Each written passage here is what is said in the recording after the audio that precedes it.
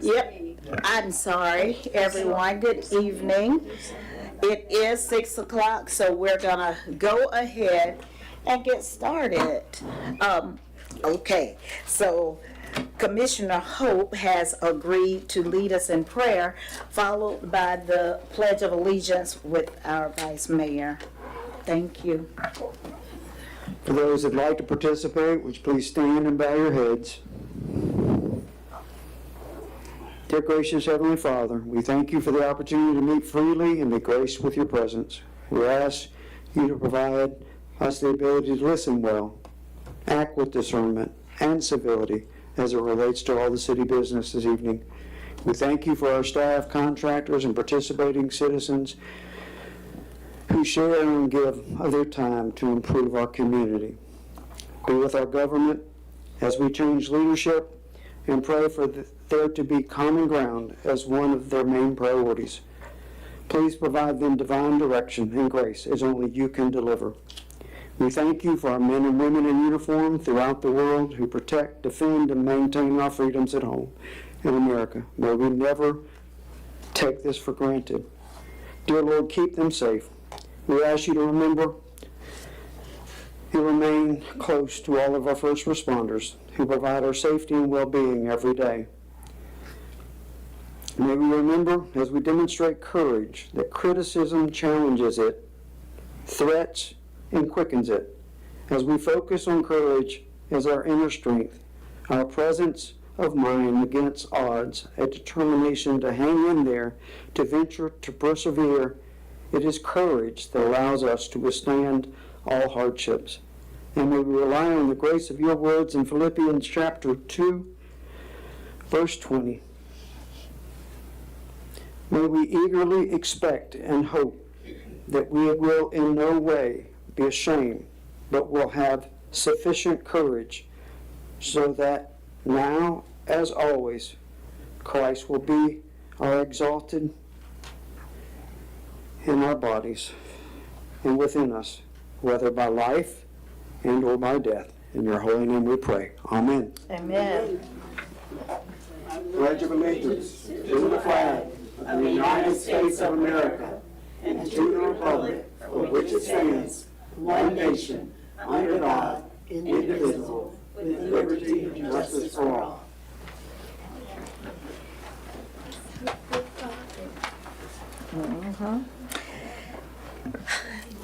Thank you to Commissioner Hope and Vice Mayor. We are at additions or deletions. Yes, Mayor Bailey, may we please add Commissioner Mary Alford under adoption of agenda? Adoption of agenda, yes.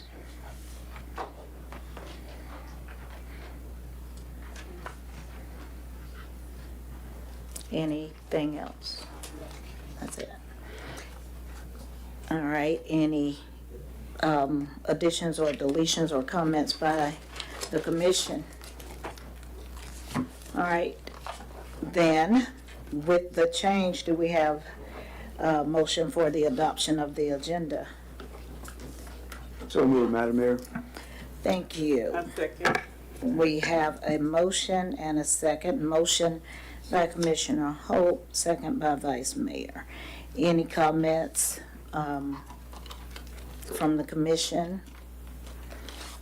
Discussion? No. Public comments on the motion? Lori Costello, I have questions on the consent agenda. Okay, we weren't there yet. Okay. Thank you.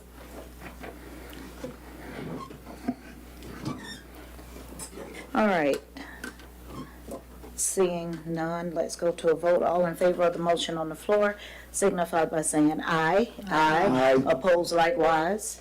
Motion carries 5-0. Now we are at the consent agenda, which includes 5 items. Oh, shoot. I did forget. Just that fast. I apologize. Commissioner Alford.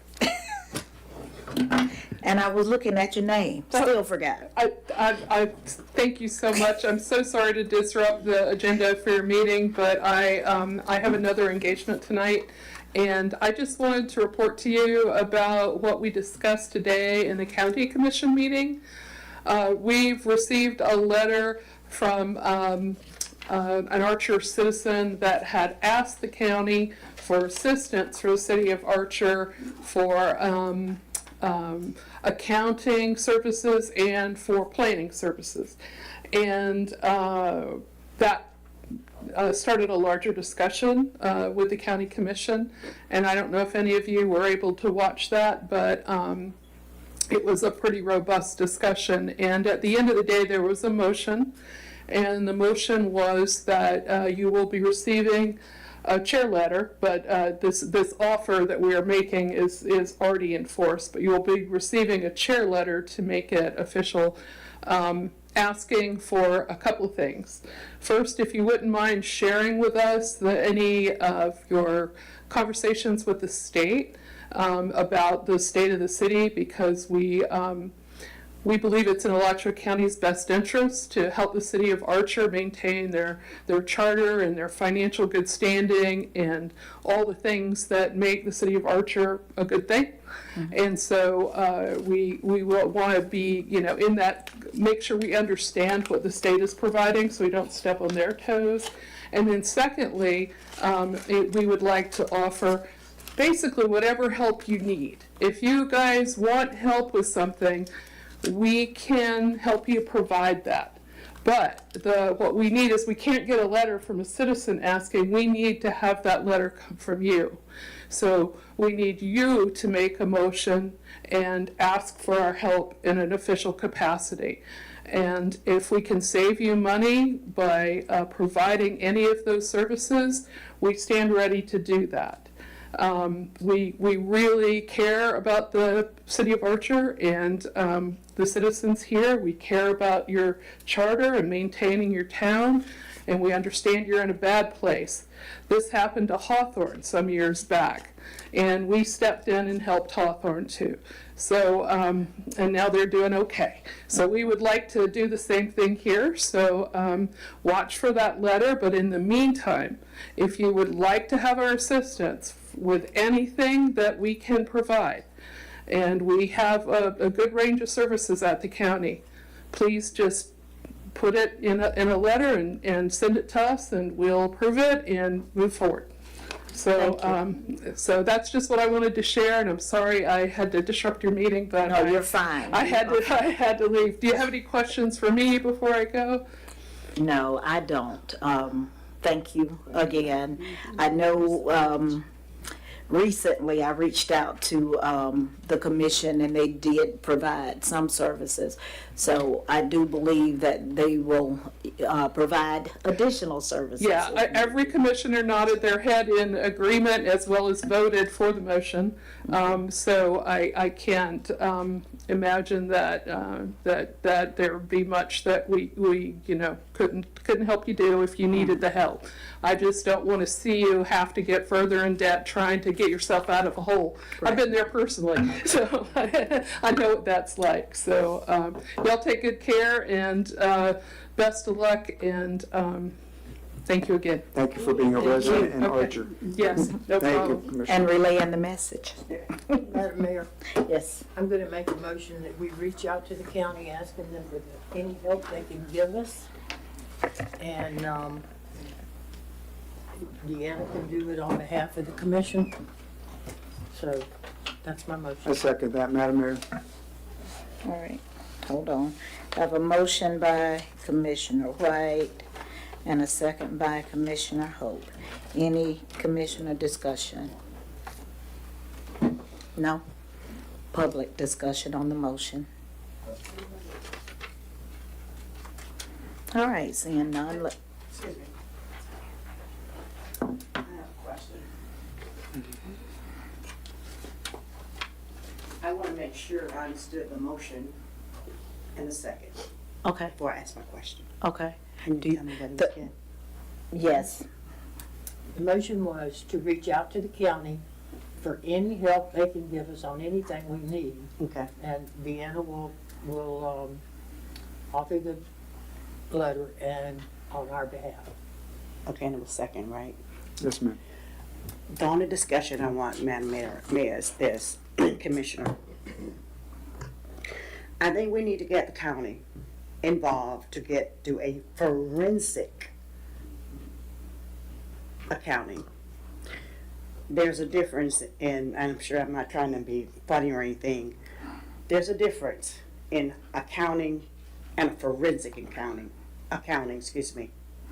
And what I'm thinking in terms of the county can provide us, hopefully you can ask for an accountant of what's going on with the money, and maybe I'm overstepping this, but what I'm saying to you, definitely we need the county to help us find out where the money went. You can say, okay, I have a invoice here for $200. Okay, well, it looks legitimate, but when you do a in-depth or down in the weeds, maybe that's not sufficient. So that's all I'm asking, is if we can get a forensic accounting from the county to help us do that. That's all I want to say. Okay? Yes, ma'am. Thank you. Thank you. Madam Mayor, Yes. I just would like to share with the citizen that we currently, with our CPA firm, are completing a financial statement audit, that once that is presented to us, then we will go into the forensic audit by the contracted CPA firm. Okay, very good. Yes, ma'am. And then if the county wants to add their assistance as well, but that's already a known that we're going to go into a forensic audit. All right, do we have With the additional, contracted CPA firm that we have now. do we have additional comments? I don't know, you asked the question, ask the question. All right, so let's go to a vote. Madam Mayor, Yes. before you do, Deanna needs the citizen's name. Sharon, Miss, what's your, Yeah. all right, let's go to a vote. All in favor of the motion on the floor signify by saying aye. Aye. Opposed likewise. Motion carries 5-0. All right, now we're gonna go to the consent agenda, which includes 5 items. Approval of the minutes from September 30th, October 14th, the Public Works Inventory, approval of bill payments as presented, and ratify the interlocal agreement between Alachua County and the City of Archer for disaster debris removal. For the I will sake make of a dis- motion to approve the consent agenda.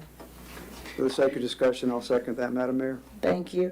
So we have a motion by Commissioner White and a second by Commissioner Hope. Is there any commissioner discussion? All right, public discussion.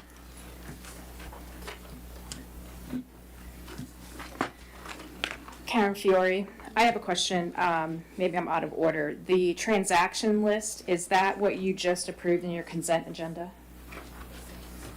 No, the bill payments, hold on, let me look. Let's see what it is. Is it? Okay. So, thank you. So your transaction list, you need more detail. You need to be more transparent. This is, by just approving what you're reading here, I mean, does anyone really know what, and maybe you do, but 2024 fail ball, Lee, I think it says. I can't even read it, so tiny. And see what? I mean, there's no backup. And this is the type of stuff that our previous city manager got away with fraudulent activity, because we're not asking for detail on this. If we had perhaps asked for detail on those travel expenditures that we provided him, he got vehicle allowance and mileage reimbursement. We don't even know how many years worth of those transactions took place, how many thousands of dollars. If we ask for more of the backup, then maybe those situations won't happen again. And last thing I'll say on this is that I recommend that we do a full forensic audit on this very specific situation. You want to audit back from day one all of those travel reimbursements from your prior city manager and do an extreme good audit on that and find out how much extra you paid him on the city's taxpayers' back. Thank you. Thank you.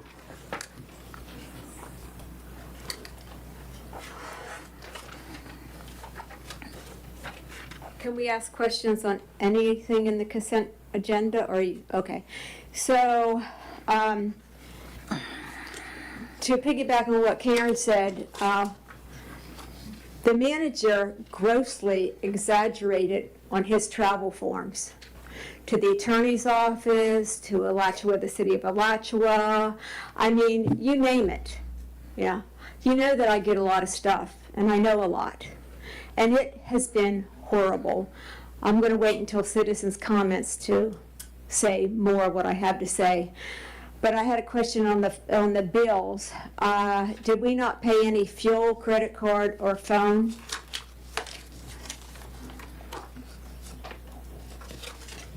Is somebody answering? Lori, or everybody, from what I understand, is a lot of entries haven't been made into QuickBooks yet. So Okay. that's what we're still going through. Okay, but they'll be in the future. Yes, ma'am. Okay, thank you. And the inventory, I seen that we lost a lot of inventory. Both of the wheelbarrows, shovels, hand tools, rakes. That's, significant, a lot of stuff to lose since the last inventory. And I was wondering what the 8 black tables were for at the barn, Public Works facility. I can answer that because I had to ask when I was updating the inventory. They're for the food giveaways that we have the tables. That's what I set up. thought. You're Okay, correct. great. Also, that agreement with the county, I really don't know anything about it. Can you pull that and maybe update us on that agreement with the county? Because we're all wondering about when Archer's going to get cleaned up. And I got my leaves outside that has nothing to do with the storms. And I need to finish cleaning up my yard for company. And where am I going to put those leaves? I certainly don't want them in my yard when I have company coming. Are we getting a discount on our water, on our trash bill, that they're not picking up our yard pickup? Then what are we working out with Waste Pro where they're only picking up, that's one whole day they come and pick up our yard trash that they're not doing. So they should subtract half of our bill. Because the stuff that I'm putting out has absolutely nothing to do with the storm. And I'm paying my full bill, and now I'm in dire strait because I don't know what to do with my yard trash. And it's bagged leaves. I mean, I think y'all can work it out with Waste Pro, that either we get a discount or they come and pick up our yard trash, especially if they're bagged leaves. Thank you, Ms. We still have the pickup on Thursdays, that's the additional. No, sir, we do not. Kirsten might want to jump in, Yeah, but Kirsten. Waste Pro can't run the trucks on yard debris until the storm debris is picked up. So I did post and send the agenda. The county anticipates the first pass to be done by November 22nd. So until it's picked up, because it's FEMA, they have GPS on all the trucks and everything. So until that's picked up, Waste Pro then can resume services. Do we just put our leaves with wherever the pickup for the storm is? You can, as long as they're not in plastic bags, of Or they're in course. paper bags? So we can, so there's a big storm thing by the stop sign, so I can just put my stuff over there? You can, yes, ma'am. Okay. Oh, okay, that's great, thank you. Kirsten, did you want to add anything, or you were? Deanna got it. Okay. All right.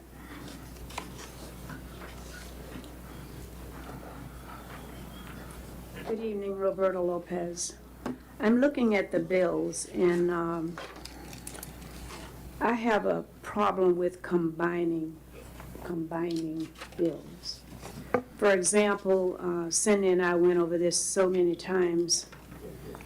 The Duke Energy utility bills for all of the different places that we have, the facilities like the senior, the Archer Community Center, the City of Archer. And I noticed that we combined them on the bills here, it was $5,131.43. I just think that those bills should be kept separate for more accuracy. They are, Mr. Burdette, what she does, well, whoever does in the future, we pay it and then they have to allocate to all the different buildings that it belongs to. Right. So if I call in and I want to know tomorrow how much you spent on the Archer Community Center utilities, you'll be able to tell me. We should be able to pull a report, yes. The next thing right up under that is travel, and it's Jonathan Berger, and I'm just curious as to what he spent $81.34 for. If I remember correctly, he had to go pick up the two the trailers. I forgot what city, but that was I'm what that glad you was brought for. up the trailers. Yes. I understand that we purchased 2 trailers to help us with moving our trash, For but debris. yet are we using those? I haven't seen any I trailers. believe they used them Sunday, and yes, we are using them, and once we get to do our FEMA reimbursement, those will be added to the FEMA reimbursement. Okay, thank you very much. Yes, ma'am.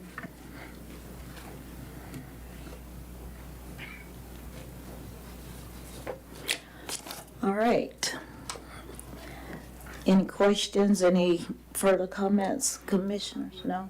Let's go to a vote. All in favor of the motion on the floor signify by saying aye. Aye. Opposed likewise. Motion carries 5-0. All right, we're at guests. The first guest is a services agreement between the City of Archer and Dallas Lee. Madam Mayor, our office has been trying to do everything that we can within our ability to assist the city in getting back on track. One of the things that Scott suggested, and we thought was a good suggestion, was for us to, and when I say Scott, I mean Scott Walker, the partner of our firm, suggested that we reach out to Dallas Lee. Dallas Lee is the finance director in the city of Newberry, and see if he would be willing to assist us. He's very familiar with small town accounting. He's very familiar with sort of digging out of a place that is not quite so clean as we would like it to be. And we've had good experiences working with him, so we wanted to bring that option before you all today. As you're all aware, Cindy resigned since our last meeting with each other. Deanna was in a spot where we really needed stopgap help. And this is what this is intended to procure for us. We are also working with to clarify, this is a temporary agreement on a temporary sort of month-to-month basis. We're also working right now with your CPAs on putting together a job description for what Cindy's job really should encompass, so that we can put out for permanent employee for that position. So this is really temporary to make sure that we're not stopping all of our accounting in the middle of something that is really critical for us to keep going on. So I'll let Dallas chat with you if there's anything that he wants to add, but this is the services agreement that we put together on that. Yeah, good evening, Madam Mayor, City Commissioners. Good evening. I'm Dallas. I'm happy to answer any questions. Happy to help you guys any way I can. Obviously, I think the county's offer may change some things, but still want to help you however I possibly can. I've worked with Deanna a little bit last week to try and get my arms around what's going on here, and I think there's a lot of opportunity to correct some things and to get you guys back on track. But happy to answer any questions and help you guys however I can. Madam Mayor, something that I would also note in light of the county's presentation in the beginning is that I think it will get us, I mean, it won't be tomorrow that letter gets out to the county. It won't be tomorrow that the county comes in and starts providing us services. So I do want to just make really clear that Dallas has already begun as sort of a temporary employee basis assisting in keeping things moving while Cindy's been gone. So I I'm not saying you have to approve the contract. What I'm saying is, I wouldn't recommend that we rely on the county coming in tomorrow and helping with our payroll. I think that we should consider something in the interim. Okay. You can ask. Are you familiar with the system that we're using, Edmonds, at all? I've never used Edmunds. I am familiar with it in the industry as being a municipal accounting system. I am familiar with QuickBooks. I have used QuickBooks in the past, so I've got experience on that side, but not the Edmunds side. Something else for I'm sorry, I keep No, you're cutting in good. here. You're good. Something else for the commission, just to keep in mind, is that we're still, I think currently, and correct me if I'm wrong, operating out of 2 systems right now. I know that the commission knows that that's been an ongoing thing, so we are operating in both systems currently. So that hiccup is still being corrected. Thank you. All right. Madam Mayor, may I ask a Yes. question? Dallas? You may. What system does Newberry use as their primary system currently? We use a system called American Data Group, ADG. The city's been with them since 1999. Okay, thank you. That's what I wanted to know. How long have you been with them? Okay, thank you.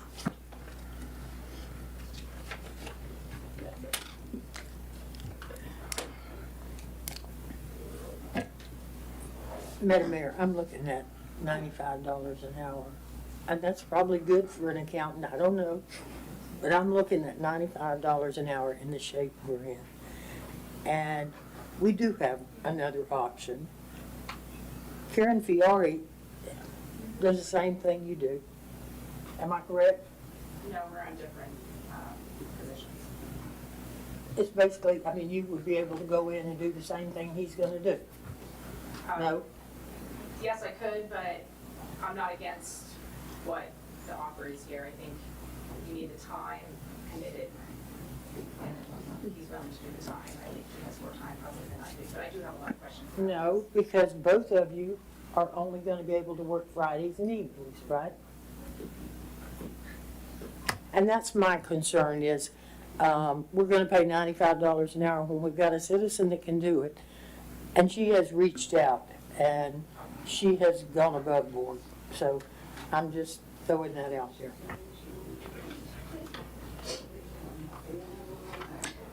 I don't want You have a question? Because I see you fumbling. I have a lot of questions, just gonna ask one. Go ahead. With the $95 per hour, and I was reading in the contract that we wouldn't be paying you more than $5,000 per month. So how many hours do you think you would probably be putting in within a week's time? So if you do the math, it's about 13 hours a week, get you to the 5,000. When I was planning it out in my head, I was probably about 15 hours a week in the beginning. There's quite of a backlog of transactions that need to be completed. So you're looking at about 13 hours a week? That would be the cap to get to the 5,000, but I think I'd probably put about 15 in a week. About 15. I have to do my math. Okay. So at about 15, that's like $14.25 per week. At 15 hours. That sounds right. At 95. Again, when we hit the 5,000, I'd stop billing. Okay, so you stop at, okay, Yeah. because I'm looking I'd at continue to that. work, but I'd stop billing you. It's sort of like our retainer contract. You all pay us $5,000 a month, but there's not a cap on the amount of hours. It's just however much work we can But there's a possibly cap get on the done, but amount. you cap the amount. The amount, okay. I didn't want to put you guys in a position where you had some, exorbitant bill given the situation. There's also, just to see if this might address some questions, there's a provision regarding scope and de-scoping of services. So if at any time we decide we, only want him to work 5 hours, we can say this is the most important thing that we want you to do. It's $95 so we can scope and de-scope. And then the other thing is that we have provisions in here that allow us to really keep this as a temporary thing. So even just for convenience, it can be terminated with 30 days notice. So we have lots of abilities to sort of make this what works best for the city, and Dallas has been very gracious in providing us with that flexibility. Thank you. I also have copies of my resume if the commission would like to see them. And in conjunction, well, just to comment, I should say, on what Commissioner White has said. I don't know if you know, how we, did you reach out to him? Or So yes, that was when we sort of got a handle on how much work needed to be done. We sat down with a partner at our firm, Scott Walker, and one of the things that he had recommended was that it might be a good idea to reach out to our sister city, Newberry, and see if there was any assistance that they could provide us. And Dallas graciously said that he had some time that he could spend. okay, so we're not trying to shoot down our own citizens. So I don't know if Miss Fiore was even interested in doing this. She kind of looked like she may not even have the time for it. So I think that would have been a question to ask her probably before throwing her name out there. Correct. No, so your city attorney did not contact anyone else besides the individual that is up here for this. So there was no proposals or anything like that other citizens had the opportunity to submit. For the record, That is correct. Ms. Viari did reach out to Deanna, then to me, and said that she was available if we needed help. Am I correct? I did. And I want the city to get into the right spot. So I'm not against if you have someone that you're going to pay. But I do have a lot of issues with this service agreement that I need to go through with you. But So, I didn't just throw it out. Oh, okay, all right. Well, I guess the other thing is, you know, if we want to go with this, or do we feel the need to, I know we need somebody right this moment, but if we wanted to, you know, put it out there and maybe, you know, advertise, to give a citizen of Archer an opportunity if we had somebody that, you know, or have somebody that is, what's the word I'm looking for? Qualified, thank you. Qualified and is interested. Yeah, I mean, it's absolutely an option for you all. What I'll say is that with Cindy gone, it is a need tomorrow. Correct. So we can't advertise tomorrow, and we will not Right. have someone in tomorrow. So I guess my point is, I know it's imperative that we get somebody in there right now. So even if we had to get Mr. Lee in there right now, could we at some point, if we need to advertise and to see if And so just to clarify, I think that I understand a little bit better. We are working on that path right now. Okay. There's a permanent position that we're advertising. We're looking for anyone that is capable of filling that role, absolutely, in accordance with your personnel policy. This is just a stopgap procedure for the immediate, in this hour need. And that would include for either of them? I mean, if we went with Karen or him, it would just be a stopgap. Yeah, anything that we do right now is a stopgap. We just need a stopgap. We're already working on the long-term solution, but it's longer term than we can possibly hold out for right now. Go ahead. Mr. Lee has already been in and working here since probably November 6th or Thursday? Okay. And if November the 10th. citizens would, and no disregard to Ms. Fiore and her volunteerism, I was the commissioner that already said, could we pay her for her time and service? I was told no, and that was, Karen, how long have you been working? A month? When you first, only allowed me to come in one day, then I didn't get any response. but that's been a month ago or whatever. A couple months So ago, that offer was already made at this dais, and we went a different direction. I will share, if anyone would like to see Mr. Lee's resume, his time in service at Newberry. I'm not trying to be selfish to our relationship with Newberry, but we are in a regional wastewater system process here. I will share, and someone can have my copy. Mr. Lee, you've been with Newberry since 2009 in various accounting positions. Was an intern in 2009, 2011, accounting clerk from 2011 to 12, director of finance from 2012 to 2017, Director of Finance and Administration, 217 to 221. And now the Assistant City Manager, CFO, from 2021 till present. I'm not trying to evaluate Ms. Fiore's opportunities to help us. This is certainly, though, I think, a very healthy relationship as we enter into the first phase of the wastewater system. I think he has knowledge of that as we move forward, as well as seeing the catch-up that we need to do with the QuickBooks system. It's unfortunate we don't have the same system as you, but if he's... But he knows it, he's familiar, but he knows it, he's He working. knows it, and apparently something's gone right in Newberry, and again, I know nothing about your background, but it's your tenure and time and service speaks for itself. Correct. So I just like to bring that forward. Anybody in the audience would like to see his resume?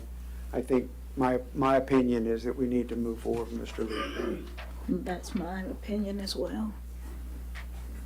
And then get the accurate job description, detailed task outline, exactly what's going to be required of the permanent position. And even seek interviews with a citizen like Ms. Fiore, who does a like type job, certainly Mr. Lee and what he affords in Newberry, and looking at the candidates to assist us. I mean, if they would be so willing to do that, which I think would be totally appropriate to do that as we move forward with a permanent candidate. Thank you, Madam Mayor. You're welcome. Madam Mayor, Yes. Mr. Lee, I appreciate very much you do. I really do. And my only goal in mentioning Karen, because she so graciously offered, was we're in the hole a lot. And we need to get out of the hole. And paying somebody $95 an hour is not getting us out of the hole. But I'm willing to do whatever, as long as it's going, and I don't see it, but okay. So you need a motion, or We would need a motion.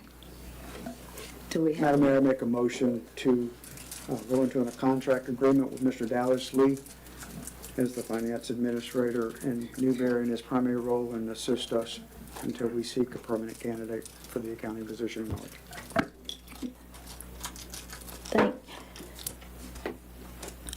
I was waiting, but I passed the gavel. I will second that. So we, go ahead. You get to run this part. Okay, so we have a motion by, I apologize. So we have a motion by Commissioner Hope, second by Mayor Bailey.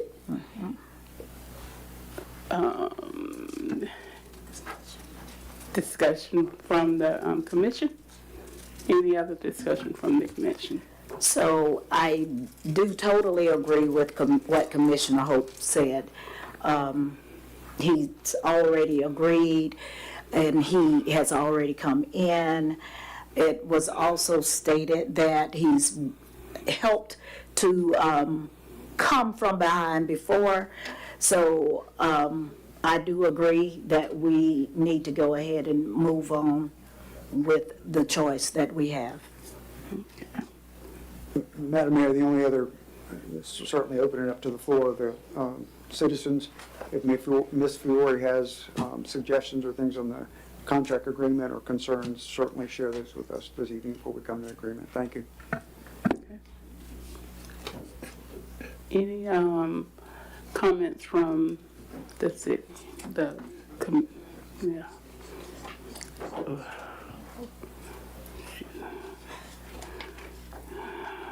Sheriff Williams, I understand the logic in this. I'm not denying that this man is not qualified, and so is she. I have not heard that she's going to charge us anything. As a matter of fact, we should be trying to pay her for the budget. Okay? She volunteered, Fletcher, her services. We're now talking about paying this man $95 an hour. And I think I just calculated that if you do 15 hours a week times 4, That's $5,700 a month that you all don't have, or we don't have. Or do we? Maybe I'm missing something. We got $5,700? Oh, we do? Okay. So maybe I'll come back to that yes, because I don't think we do.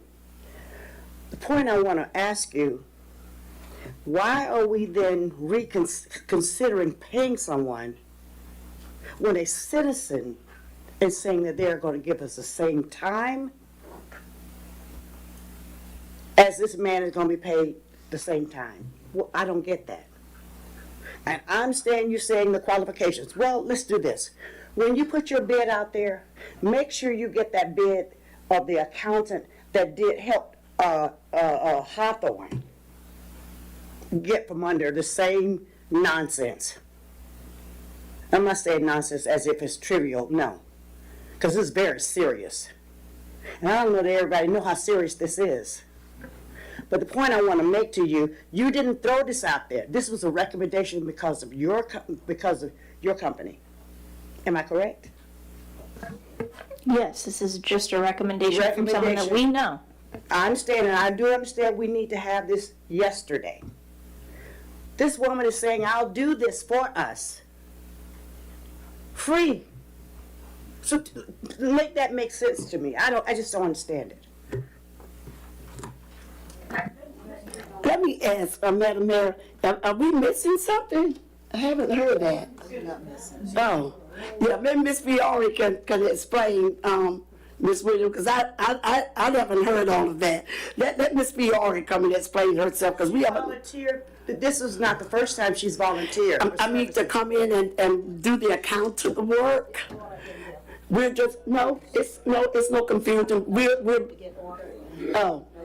We're both just trying to understand each other, but I think we need to understand it from Ms. Fiore, because she spoke with Deanna and Commissioner White, but maybe the rest of us don't know what conversation transpired between you all. So we don't know what offer is on the table. So when Ms. Williams says all that, we don't know that Ms. Fiore has offered her services for free as an accountant. So we need to hear from you. Sure. So, Karen Fiore, I did stand up here a couple of meetings back a few months ago, and I stated that I would do it for free, and I made a point that per our policies, we would not pay me because you can't go out and just contract with somebody and start paying them without going for bid and all this other stuff was under the impression I was on. At the time. But I did use those words, and I did meet with the staff. I was only able to meet with them once, and I gave an update at this podium a few months back as well on what I saw immediately, and I immediately discovered that some of the issues that have now come to light even more so. But with that said, I understand there's a money issue, but you have somebody that's very qualified, and I'm not against you hiring somebody that's qualified. I was concerned about putting in the time, asking your employees to work extra nights and weekends, but it sounds like they're more comfortable with him doing that, and your attorney's comfortable with that, and obviously your mayor is comfortable with that, so be it. I do want to go through this service agreement contract, though, so I'm totally fine with you hiring this individual. I think he'll do great for you guys. Money would be hard, but can I go through this real quick? You can, but let me ask you another question. I remember, I don't get to ask her a question yet. You can ask her a question, but you don't get to tell her that she can go through the thing. No, okay, because I gave her the approval, she could go through that. I'm sorry, I'm out of order.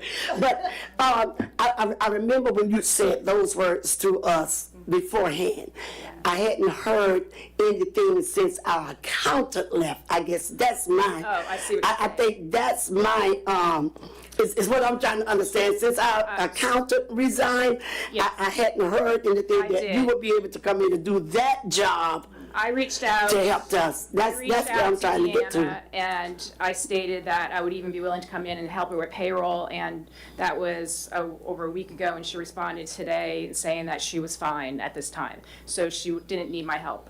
I didn't know about this contract that you're gonna approve tonight, so that wasn't on the table. I wasn't, again, no one came to me and say, if you come out and say that you'll do this for free as a complete accountant, will you provide that? You know, I didn't know. But that's all done by now. We can't talk about this all night long. I understand, again, the money issue, but you have a qualified person, and I already mentioned everyone that's for it. One other question, and you can look up, but I can't give you that permission. One other question. Are you, before we vote on this and accept this person, are you willing, or are you offering your services? Are you still offering your services to do the same thing that he's offering for $95 an hour? I guess that's my real question. Are you offering that? Okay. You know, and it doesn't have to be for free. I just need to know which way we're going and which way we need to go. Are you offering your services, maybe even for a discounted price, for a lower price? My point is, are you offering the services that he's offering to us, so that we can look at 2 resumes? I'm gonna pull back, but I'm happy to work with, if you hire him as a contractor. I'm happy to work and tell him what I've seen, and I'm happy to work with Deanna still. I'm here for the community. But thank you for that, for asking me to do that. And I am offering free services as a citizen to continue to help. Yes, I'm not gonna go into the CFO role and do that. Okay? Yeah.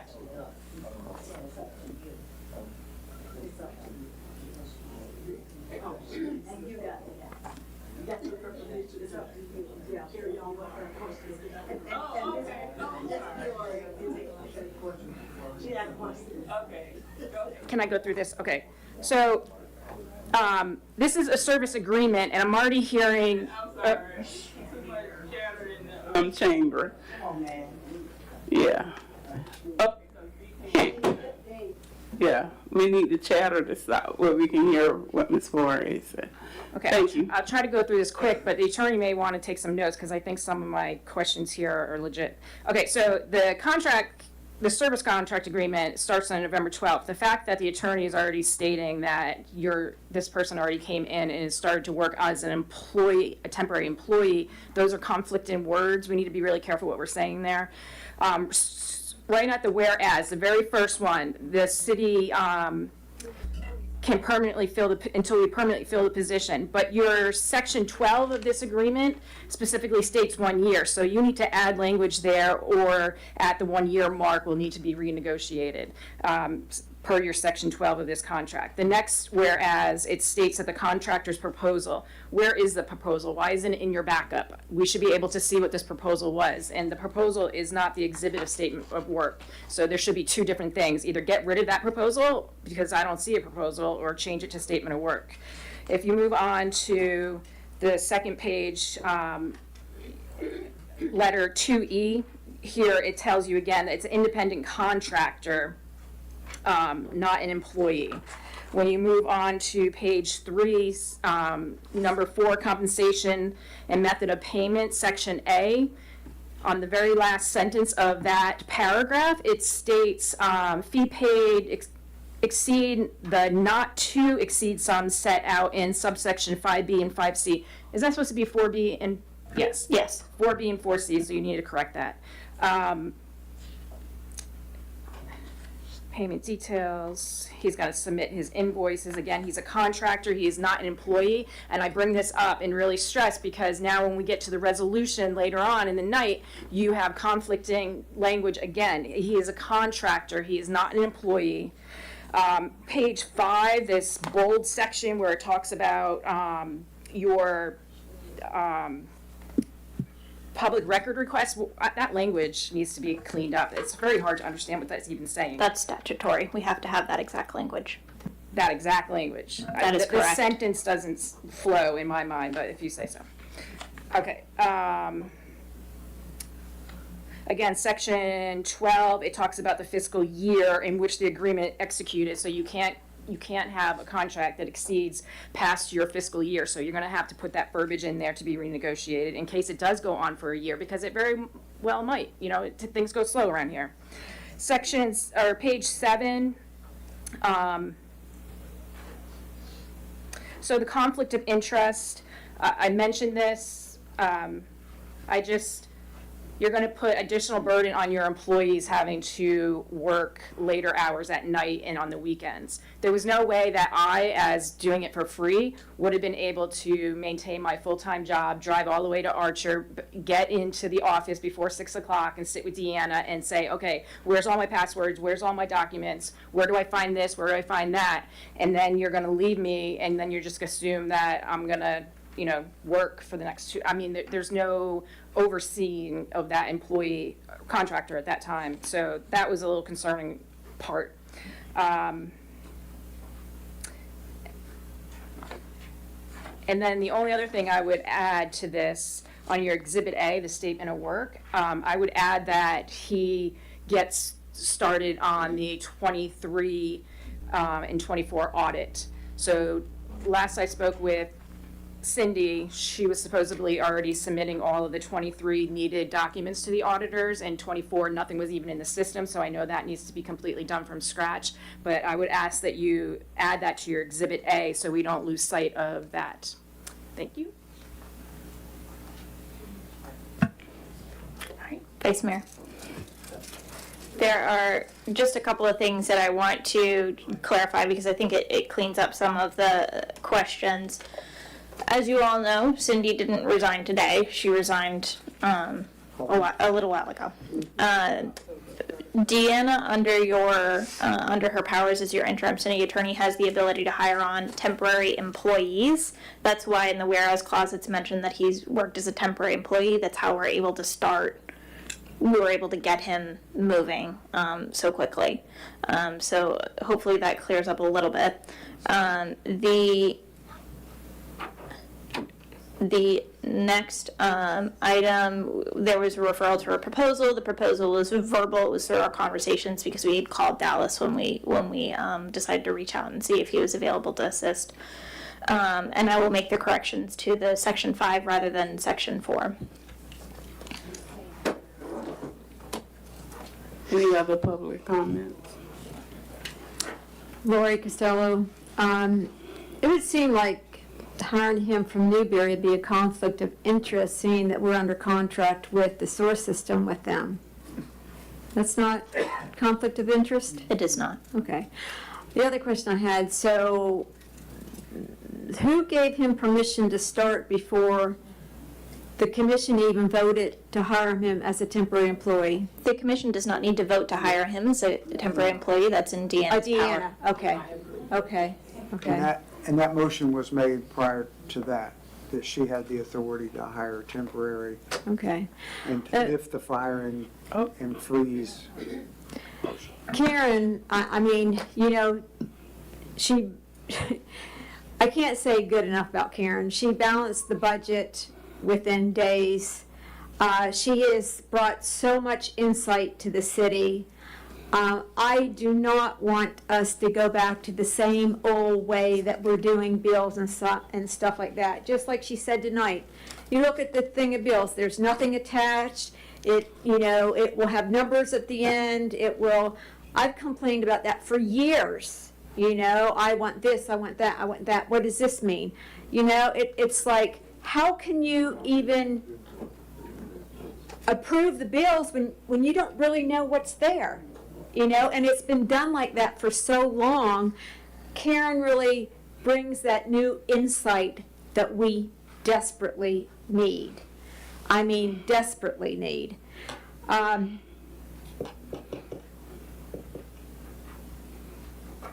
me see if there's anything else.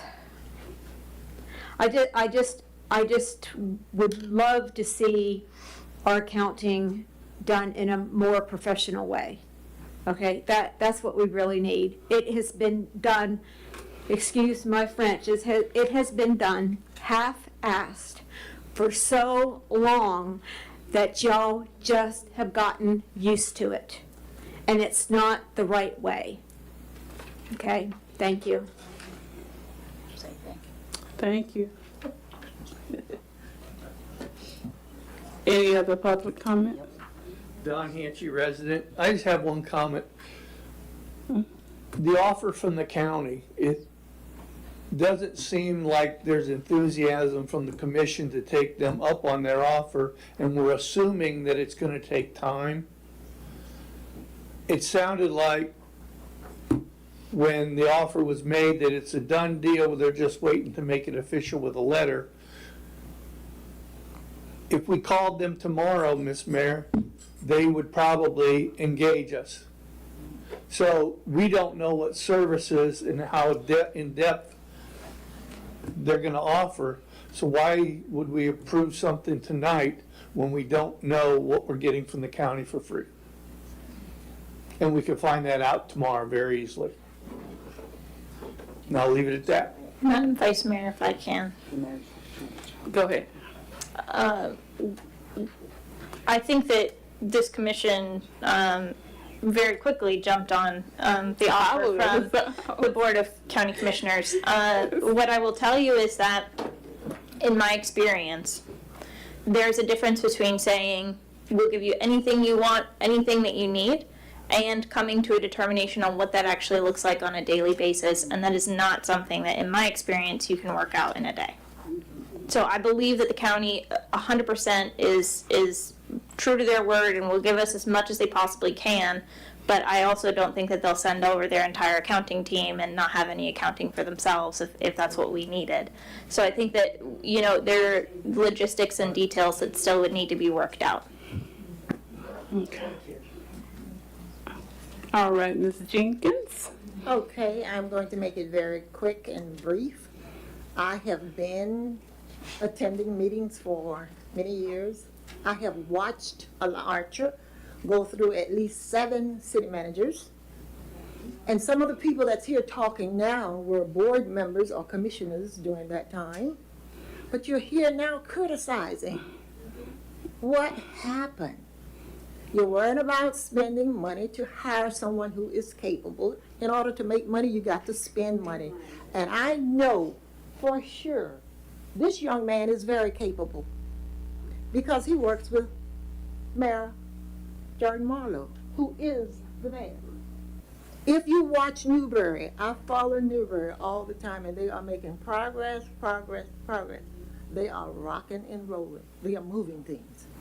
I've always said, if I had a second home to choose, it would be Newberry. And I want you all to know, I don't know all of you, just know that I appreciate what you are doing and trying to do. And what we need to do is rally around you and work with you and stop criticizing. All of us make mistakes, but we grow together when we come together. That's my story, and I'm sticking to it. Roberto Lopez, former mayor and commissioner of Archer. I wanted to ask Deanna, when the attorney approached you about getting this young man to help us out, did you reach out to the commissioners and talk to them about it or anything? I did you know about it, Commissioner Green? But I think that's within her power. I don't think she has. Yeah, it is. It is in her power, but we're in a tough situation right now, and I just think that maybe reaching out and trying to find out if they had any other ideas, and you know that we had Karen back here, who's helped us so much. We wouldn't have had a budget without her, and then it appeared that we just dropped her, you know, because I'm not saying you, but she didn't hear from a lot of people after she was promised, you know, to meet and all of that. And I can understand her frustration and all of that from what went down last month and all of that. The way we used to do things is to at least acknowledge or either contact the rest of our people to see, well, I didn't do it, but the manager would do it, to see, you know, where we are on all of this. I do not appreciate our attorneys taking a lead on any of this, except to advise in a legal manner. Because for some reason, we seem to be pushed into Newberry for some reason. I don't know what it is. I don't want them to be my boss. I don't want them to be over Archer and over me or anything like that. So, you know, another thing too, no one asked Mary Alfred how long it would take for them to walk in here and help us. We have no money, and we're gonna pay $95 an hour. I don't understand any of this.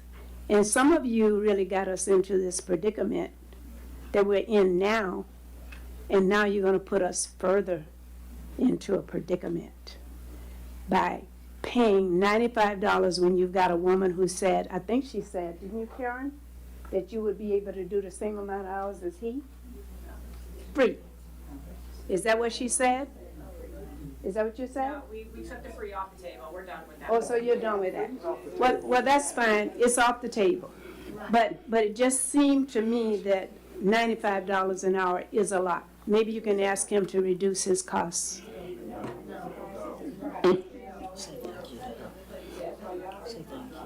Thank you, Ms. Lopez.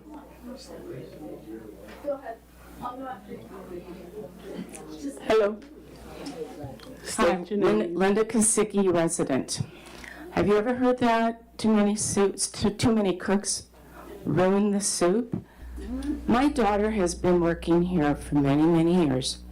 She knows what she's doing, and y'all gave her permission to make decisions. She's trying to make decisions.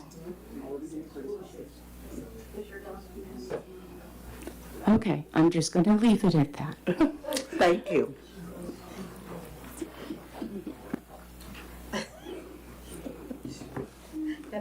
State your name, please.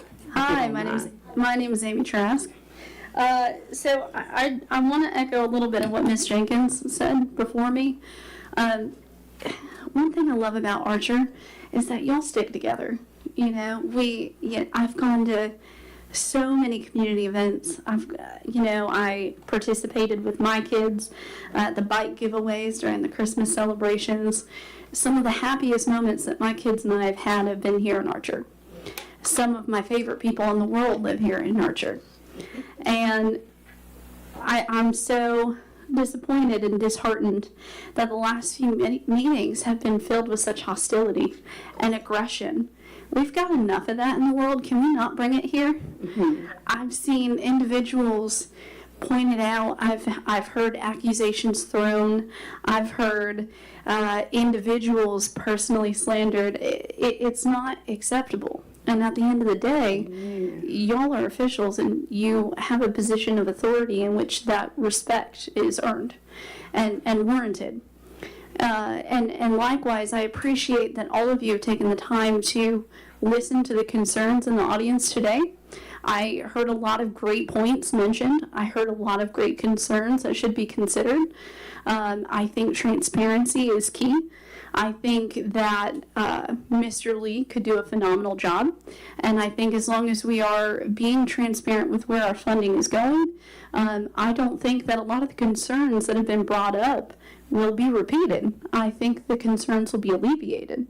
I understand that $95 an hour can be an investment, and that's really hard, especially when you're in a tough spot. But it's an investment in the future. It's investing in your community. You're saying that they are enough to hire someone with the expertise to get us out and get us ahead. So that way we can flourish and thrive. And that's so important today. I think that, what the city attorney said, that this contract has an ability to opt out with 30 days notice. So you get to try it, and if you're not happy, return it. Right? Lemon law policy, just with contracts, yeah. So I think that there's something really beautiful about asking someone in the community for help, but sometimes I think you need a fresh set of eyes. And I think that that's what this contract has the potential to do. And I would encourage us to look at this contract with open eyes and open mind, and see the potential that it has. I would also like to ask, of this community and of this board, to really review the world that we want to see here in Archer and the world that we want to live in. And I think that we need a little bit less shouting and a little bit more respect. We need to realize that we're in this together, and in order for us to thrive together, it's going to take working together. So I just want to say that's my 2 cents, and I appreciate y'all taking the time to hear me out. Thank you. Thank you so much. Any other public comments? Good evening, Bill Lewandowski, citizen. Before I start my comments, I just want to say that, Mr. Lee, my comments don't reflect on your professional capability at all. Okay, so I just want to say that up front, okay, please. 1 second. It's still some chatter in the back that is conflicting, but go ahead. I'm sorry. Okay, I'm loud anyway. Okay. If you decide to go with this, I highly recommend that you do everything you can to keep it at the absolute bare minimum of usage. I'm going to read my comments. I was going to put it at the during public comment because it's directly germane to this decision and the other decisions you're going to be making tonight. As we go through this agenda this evening, you should keep in mind that the city has had to declare a financial emergency under Florida Statute 218503. I highly recommend that each commissioner read this statute now so you know what the risk is. To get through this without potentially losing our charter, 218503 requires the city to do the following. I'm going to quote this. You have to have a plan. The plan must include, but not limited to, 1, provision for payment in full of obligations outlined in subsection 1, that's of course in the statute, designated as priority items which are currently due or will come due. 2, establishment of priority budgeting or zero-based budgeting in order to eliminate items that are not affordable. 3, the prohibition of level of operations which can be sustained only with non-recurring revenues. 4, provisions implementing the consolidation, sourcing, or discontinuance of all administrative direction and support services included, but not limited to, services for asset sales, economic and community development, building inspections, parks and recreation, facilities management, engineering and construction, insurance coverage, risk management, planning and zoning, information systems, fleet management, and purchasing. Please consider that as you consider the items on this agenda where you are being asked to spend public funds, please consider where free assistance has been offered. Please aggressively pursue that, especially with the county. And please also consider, as you go through this agenda, why we are here and who has brought the city to this position. I just can't be more firm about that. My apologies to anybody in the audience who, wants to sing about birds and flowers. We have a problem. We just can't avoid it. The statute's on, the governor's on board, and the Joint Legislative Auditing Committee. Okay? It's a big deal. Please take that into consideration, or we're going to lose our charter. Thank you. Thank you. Any other public comments? Okay, let's go to a vote. Madam Mayor. Yes, Vice ma'am. Mayor, I apologize. I need to clear up a couple of things. Number one, I think Karen has removed herself from it.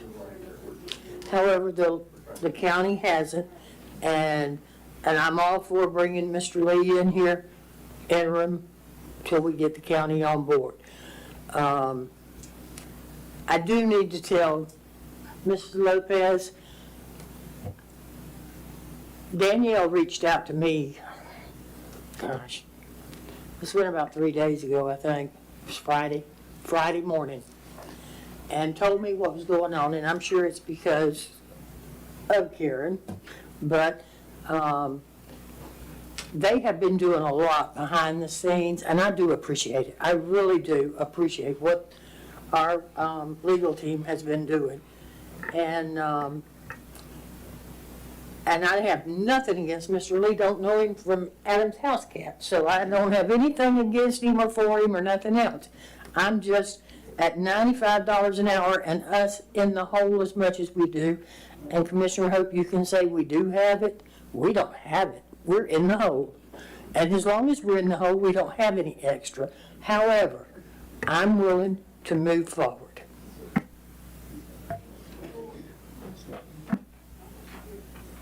Okay. We're gonna go ahead and take it to a vote. All in favor by hiring Mr. Dallas Lee? Can I hear a yay? Yay. It's aye. With the identified corrections to the contract. Okay, I don't know if anybody else has right. amended motion. Yes. I will amend my second for that, so I anyway, just want to make that for the record, thank you. okay. So you want to ask that again, all in favor of the So, motion? all in favor with the motion with the amendments being made, all in favor, we're going ahead and hiring Mr. Lee as an interim, right? Can I hear a yay? Yay. Aye. Aye, I'm sorry. Can I hear aye? All opposed said nay. So I'll hear 5 ayes and no nay. I heard 3, I didn't hear you and I Commissioner. said aye. Okay, I did too. okay. And That's no what you're on that opposed. side, so you did. Yeah, okay. Good job, thank you. Okay, thank you. Motion carries. Motion carries 5-0. Thank you.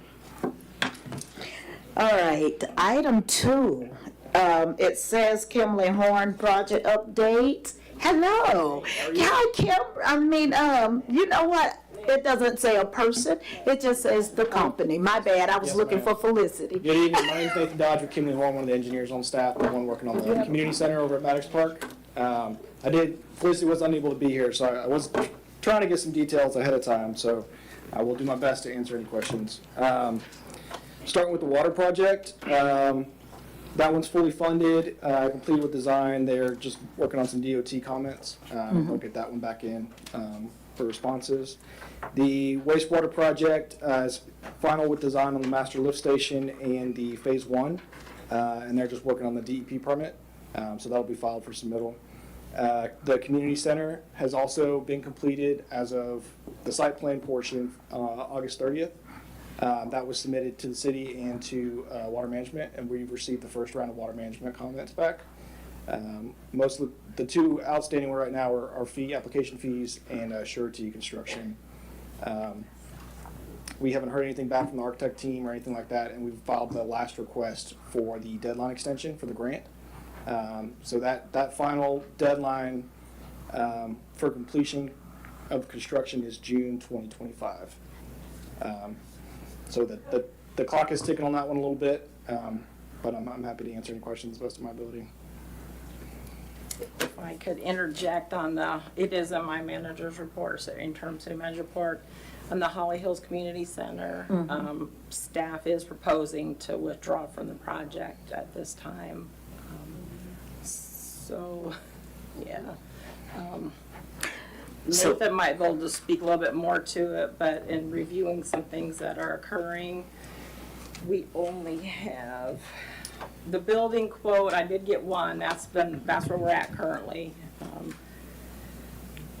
We only got one building quote. Is for $235,900.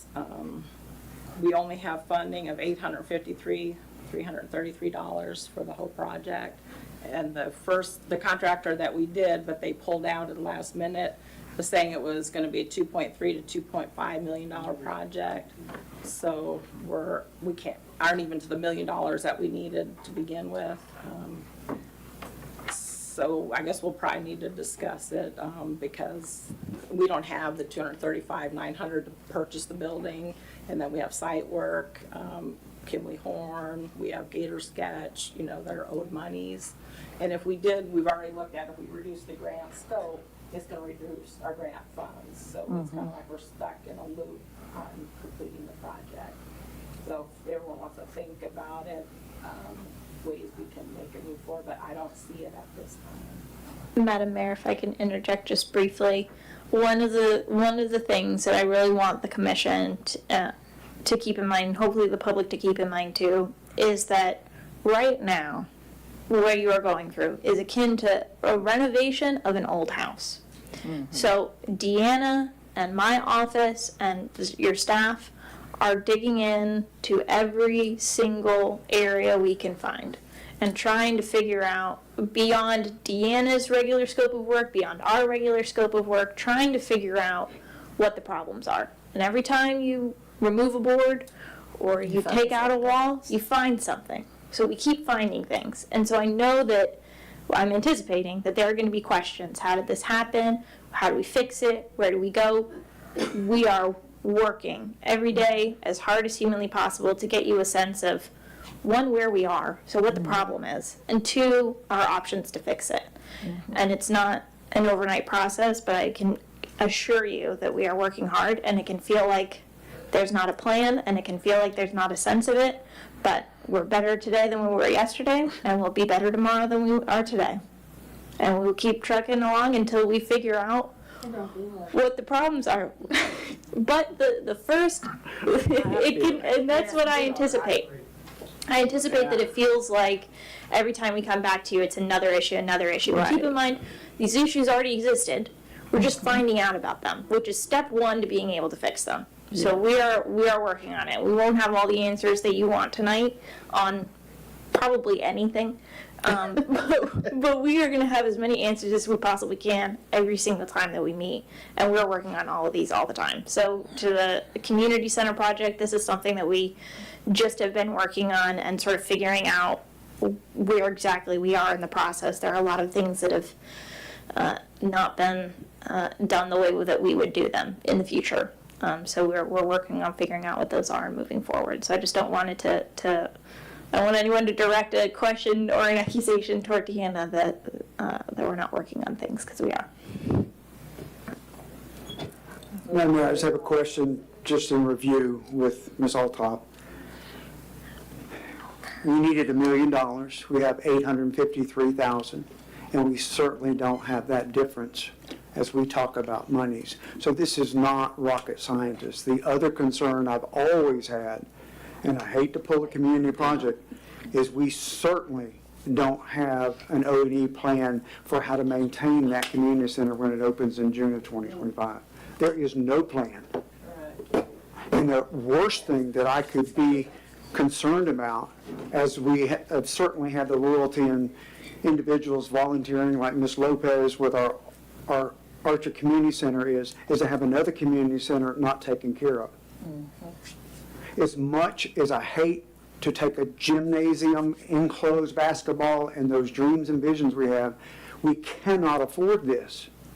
Right now. And I certainly don't want to falter with a phase one wastewater system that we've worked on for 25 plus years. It's like you're taking candy from this one to starve this one, and they're both need the Heimlich maneuver because they're choking to death. So I certainly don't have to tell you citizens that, but this is, to me, a no-brainer.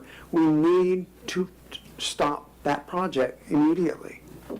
And I could wait until my comment, but I've been berated about we don't have the money to fix the accounting problem, which is a major hemorrhaging problem right now. But I can tell you how many months I've stood up here and talked about surplus properties, 3 of them that have people that are willing to pay for it today. One is a church that is, whatever the fee is, it's been appraised and approved and surveyed twice, with the engineering company saying, well, we need this little cutout for a lift station, which has gotten approval, and that church happens to be mine, but I'm disclosing that, so anybody that wants to attack me about that. But they have the check to write tomorrow. $18,000, $20,000, whatever that fee was, and I can't remember, but it's there. We have a citizen that wants 2 properties in Holly Hills to improve the housing situation in some of the success story over there, and we won't move on that because of a possible lift station issue. Why haven't we taken care of that? We have a private citizen who has begged for over 7.5 years to have access to a driveway and willing to pay for it, and it's been appraised and surveyed once by the county and now twice by the city of Archer with a price tag of square foot price, and we won't move forward on it. And it's in the neighborhood of $8,000. So between 18 and 20, with a church willing to cut the check, a private citizen willing to cut the check for 8, I think Mr. Lee's Amazon's special deal here is paid for the next few months if we acted on those things. And I'm not trying to attack anybody at this dais, but I'm tired of us wasting time on things and not making the decisions that we need to make. And I'm sorry, I've gone around the world, citizens, but if you can't pay for it and you have no way to mow the yard when you buy it, it's not going to be taken care of. So that gymnasium project should be axed. And we should immediately move on the surplus property opportunity so that we can quit arguing about whether Mr. Lee is worth 95, 25, or he needs to be sent back to the Amazon truck. And I don't mean to correlate you with a return, but that's insulting to me tonight to hear that kind of conversation. Thank you.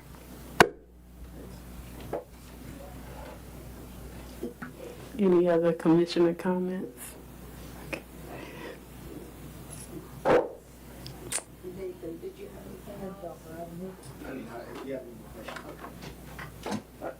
I'm sorry, Madam Vice Mayor, I do have a question.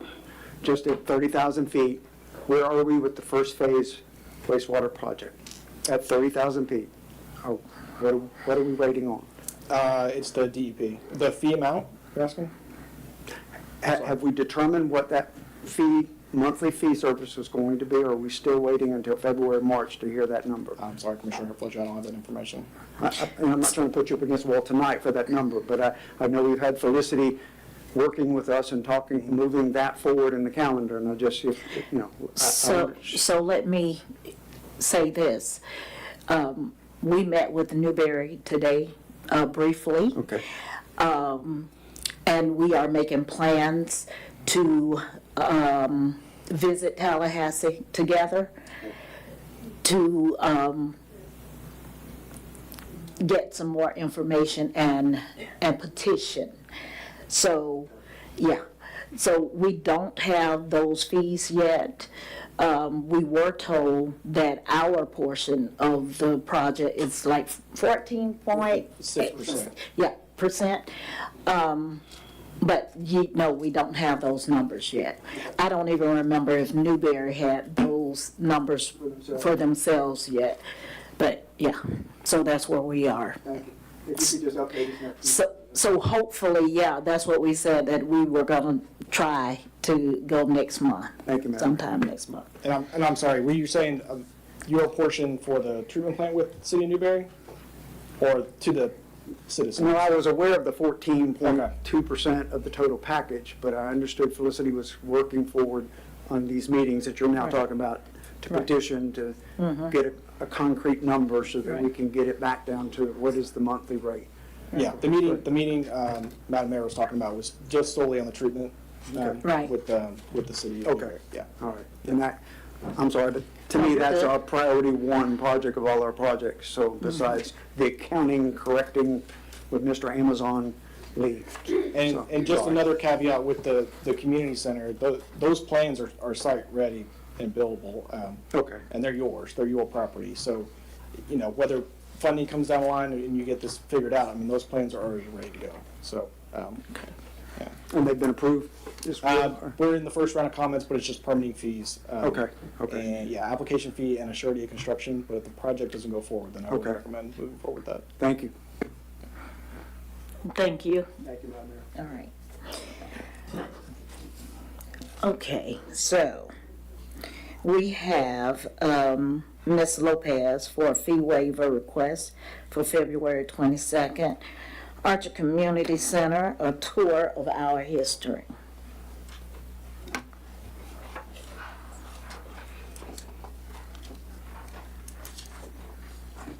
Roberta Lopez. On February the 26th, the Bethlehem Methodist Episcopal Cemetery Restoration Organization decided that they would like to do a history program. And I don't really want to call it a Black History program because it's going to incorporate all history. And some of it is local and some, So yes. you sound like you said 26? 25. Okay, 22nd, February 22nd. second is what you, 25. Okay. okay. So it's gonna be in February of 25. Okay, what did I say, 26? I think you said 26, and it just threw me off because, Well, I'm living yeah, ahead of I time. thought you were saying February 26. But I'm living ahead of time, sorry.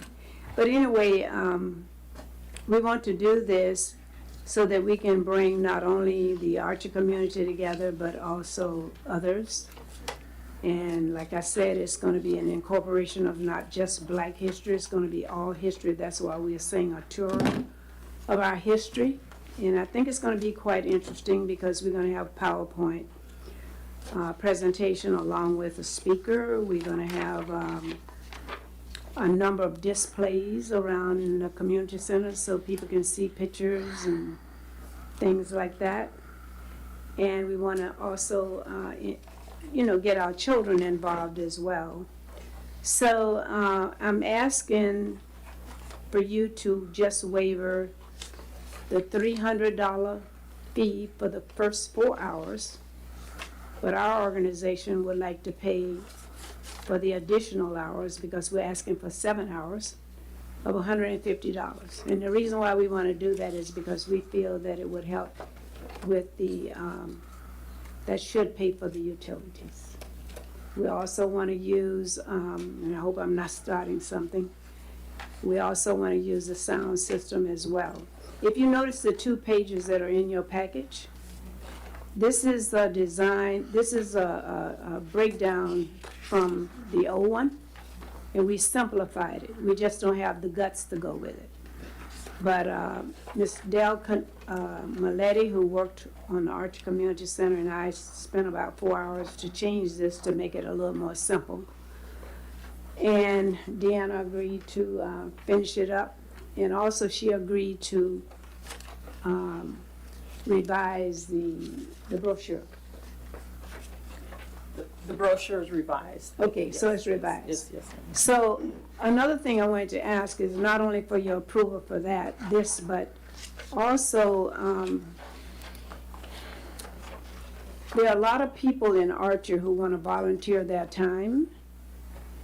The Archer Community Center could really make a load of money, and we need money. But we need people who can promote it. So all of these people out here with all this education and experience, we need to put them to work. I will be willing to work with that group if anybody want to do that, and if the commissioners want to approve something like that, so that we can get started once we get all of the information together that we can promote it with. Because I just think it's a moneymaker myself, and it's just sitting there more or less idle. Am I right? Pretty much? For the most part. So I'm asking you to approve that, or if y'all want me to do this, will you let me know? And then maybe we can gather up some people to try to help promote that center once we get all our material together. All right, that's about all I have. Do you have any questions on this? Okay, thank you. All right. So do we have a motion? I will make a motion to waive the fees other than the $150 for the electricity for February the 22nd, 2025, Ms. Lopez, and allow her to use the sound system. Okay. I second. All right, so we have a motion by Commissioner White and a second by Commissioner Green. You'll turn your microphone back on. She said she didn't hear you. I voted to approve the waiver with the exception of the $150 for the electricity and with the sound system. Commissioner discussion? Public discussion on the motion?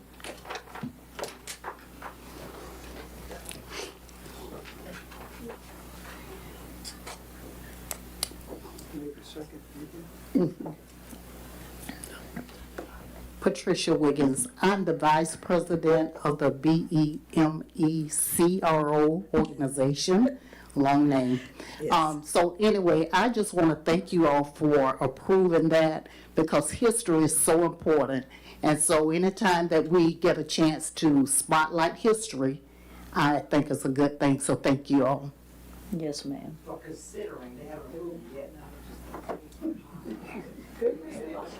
Not yet. We got a motion and a second. Anyone else? All right, because if not, we're going to go to a vote. All right. All in favor of the motion on the floor signify by saying aye. Aye. Opposed likewise. Motion is approved, 5-0.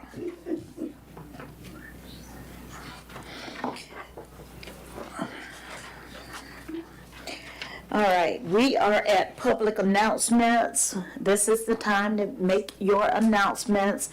If there are any programs, anything that's going on this month that you want the citizens to know about, announcements. Good evening, Bill Lewandowski again. So I'm part of an organization called American Hometown Veterans Assist. So We need y'all to keep it down so we can hear up here. So we're a local Veterans Assist organization, charitable organization here in Archer. Our mission is to support veterans in need within 100 miles of Archer. And we provide stopgap funding for veterans who are applying for benefits or other, types of needs that they have. So our big fundraiser event is going to be December 7th, Pearl Harbor Day. It's called Bikers on Parade, and if you're interested, you can go to bikersonparade.org. It's going to start at Miller's Ale House at 8 o'clock in the morning, and it's going to run all the way down to the Veterans Village in Ocala. Last year, we had about 400 motorcycles on that run. So if anybody's interested in riding a bike, Mr. Hope, you got a bike? No, okay, you got the beard for it. I thought maybe you rode. Okay, thank you. I doubt it. Mr. Lewandowski, which route are you taking? You're going straight from Miller's Ale House to which route are They're you going going to try to take some of the back roads. They're still trying to get the route worked out. They have to get that approved through the sheriffs. So they do have, the sheriffs will escort them, and then as they change counties, then the different sheriffs will come pick it up. All right. You didn't ask me if I was going to ride, but Oh, I'm sorry, Mayor Bailey, are you a rider? You don't have a beard. I don't have a beard. Well, Mayor Bailey, I do have a motorcycle with a sidecar. I just wanted to point that out. Sounds like an invitation. Mr. Lewandowski, what time did you say it would start? 8 o'clock. Well, they're going to, They're going to gather at 8 they're going to o'clock? gather at Miller's Ale House at 8 o'clock. I think the ride starts at 9:30. Okay, thank you. That's when the ride starts. Thank you. Any other announcements before I move forward? All right, I'm going to public comment. Please state your name. You have 3 minutes.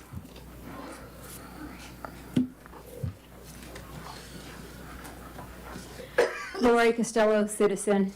As I said before, I get a lot of the information, credit cards, travel, bills, etc. I've been going for almost 3 months. I'm disappointed to come back to Archer to find out the financial status of the city. While I'm not disappointed, while I am disappointed, I'm not shocked. I have been coming before this commission for years telling y'all that your budget is not being updated, your profit and loss is not being updated, your bills are being paid late. Nothing ever happened. Never happened. And speaking of travel, Mayor, I am disappointed. You went on a lot of trips, unnecessary trips, okay, at expense of our tax dollar. Some of the hotel rooms that you got were over $500. Every time that I have seen, we have paid for a rental car. Okay, I even seen on one of your credit card bills, there was a dinner for 2, and it wasn't you and Tony. I'm so disappointed because at the same time, we're being robbed. And I mean, public officials should be trying to save the city money. And I think travel has gotten out of control, way out of control. When you have to go places that you don't need to. Anytime I've been to Tallahassee, I went up for the day and came back, okay? But, you know, spending 2 nights, I mean, it all adds up. And I'm so disappointed. And I just hope in the future that you won't take any unnecessary trips. I think all commissioners, any travel should be approved by the commission prior to anybody taking a trip, because I can tell you, you have no idea how much that we have spent on travel in the past year. It's ridiculous. And I think a lot of it is because y'all didn't get the bills, y'all didn't see the travel, y'all didn't know a lot. But I think if this commission has to approve the travel, it used to be that way, and we didn't have all this $500. So that's your time. So let me go ahead and tell you. Okay. Every single trip that I took that the city paid for were city trips. And I do not regret any of the trips that I have taken because they all were very informative, and I always came back with information. And it actually has helped me to be a better person. They are always in my reports. And as far as rental cars, yes, and I told you the last time you brought that up, that it is the city's job to pay for my travel when I am taking care of city business. Everything you just said standing up here, that's your opinion. When I am doing the city's business, I'm supposed to be taken care of. As far as the hotel rooms, I never make the reservations for those. Those are done here at City Hall because they get the information. I send it, and Florida League of Mayors send it, and the what is it called? National League sends information. So I don't choose the hotels, and no ma'am, you may not come back because we're done. I am responding to you. So you can continue to have your seat. Request your reports. Because we're done. I request your reports. I don't care, Ms. Costello, I do not care. Request them. That is fine. So back to what I was saying. When I go for the city. And there are many times that I go around here in Alachua County, and I do not charge the city for where I'm going and what I'm doing.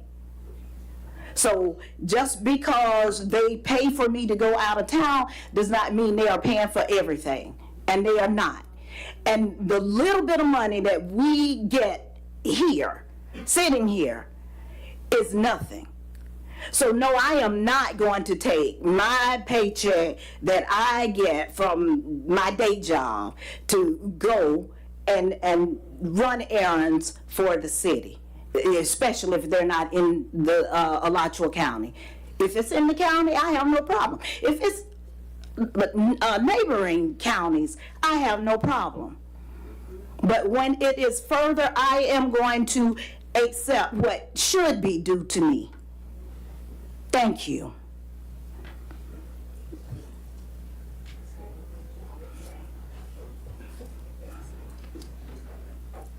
That's hard to follow. It's okay. Go ahead. Don Hansey, resident.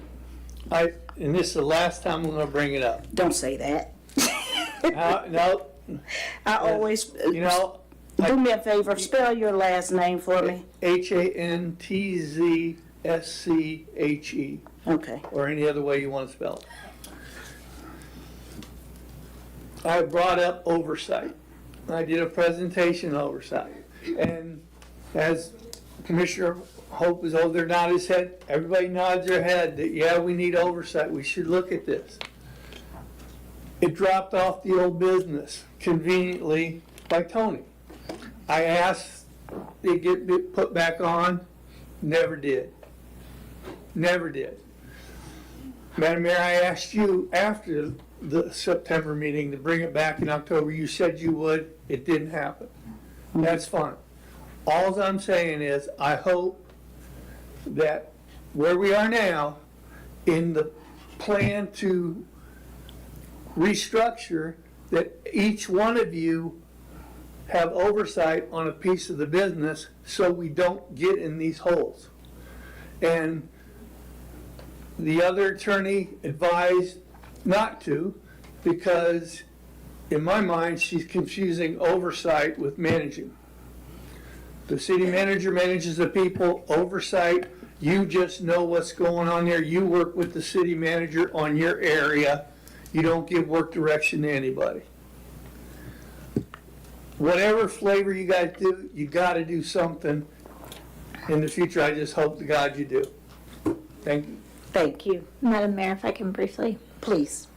I just want to clarify, I don't think that Danielle is confused at all. I think that when we had those conversations, there was a clear delineation that you all are obviously welcome to talk to your city manager. If each of you wanted to talk to your city manager about a particular thing, that would be fine. But when we were having the conversations, there was delving into management roles, which we advise against because it is contrary to your city manager's position and your internal policies, which is why that recommendation was made. So I don't believe that there's any confusion. I believe that we're a little bit fuzzy on the definition of what is being requested. Thank you. In my presentation. Mr. Hansky, thank you.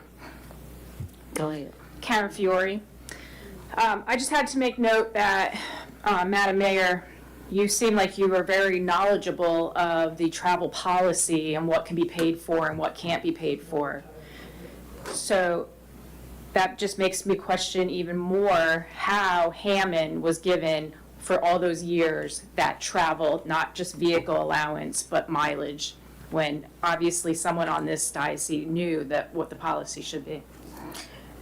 So I'm pretty sure the city manager's policy is totally different than ours.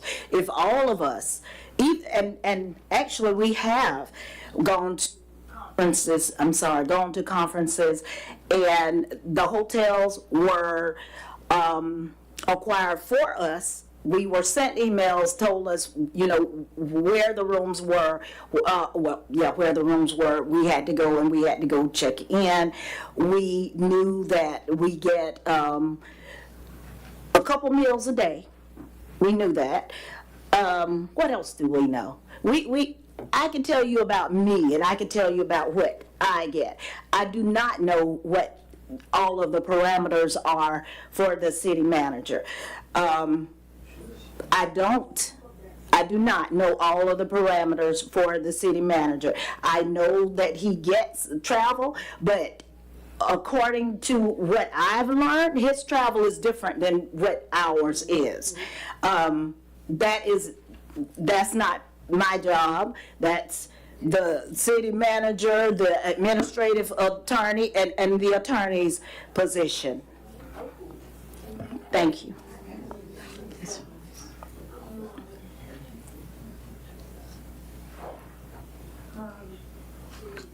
Roberto Lopez. I attended the Florida League of Cities newly elected officials class. I attended the advanced class, and I was told that the operations of this city is totally up to the commissioners. The manager does not manage you.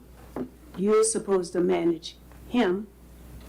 But what I saw was the opposite. And I'm going to quit right there on that.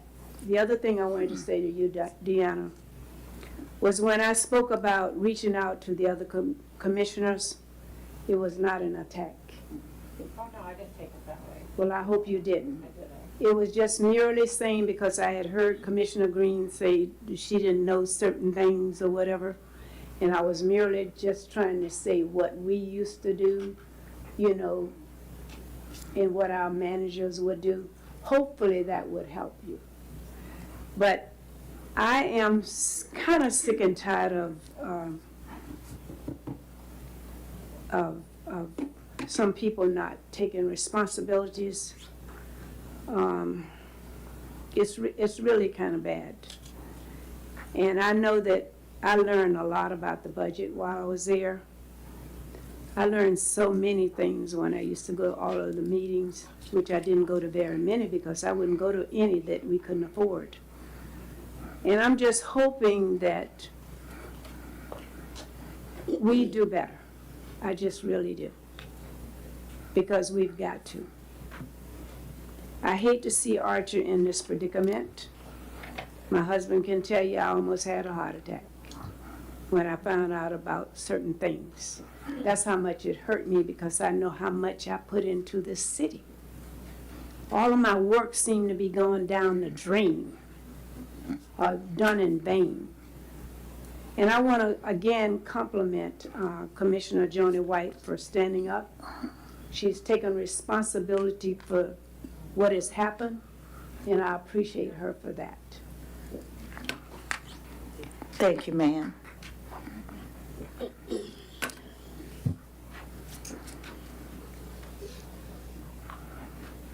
Good evening, Commissioners. Good evening. I was wondering if somebody can expound on our relationship with the state now that they know about the financial distress. How will we be working with them? Are they going to be having oversight? Are we going to lose our charter? Thank you. Madam Mayor, more specifics will be forthcoming. This is obviously and hopefully never again. It's not a situation that occurs often. So we did alert the governor and JLAC, the Joint Legislative Auditing Committee, as we're required to under the statute. Our next steps, I think Mr. Lewandowski outlined when he spoke previously, which is we need to put together a plan. We need to make sure that we are working towards getting prioritization of current debts. The first step, like I had said, is making a determination of where exactly we are so that we can determine what is the priority. There will be additional information given to JLAC and to the governor's office. JLAC then has the opportunity to come in and do additional auditing. They can come in and request that the Auditor General do an audit. There's lots of options. Alternatively, if we present them with a plan, they could say, okay, looks great, and we'll see you next year. And all of those could be. We just aren't sure yet. So we're working on it, and I wish I could give you an answer on what's going to happen and exactly when and what it looks like for the charter, but I can tell you that your staff is dedicated to Archer retaining its charter, and we are working toward that every single day. Thank you.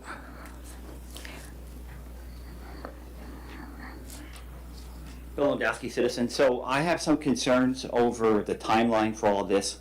So if you go back and look at the statute and where it says you're supposed to declare a financial emergency, you really should have done it back in April when you didn't pay a former commissioner for over 7 months. So that's one of the pacing items what you're supposed to declare. So we didn't do that. We found out October 18th at the meeting that we were 5 quarters. So you guys don't send a letter until what, November 4th. So I'm sort of wondering what's happening. I don't know if it's an issue with this. No offense to you, because you're just sitting here. But Mr. Walker should know better, in my opinion. I mean, he's been the city manager forever.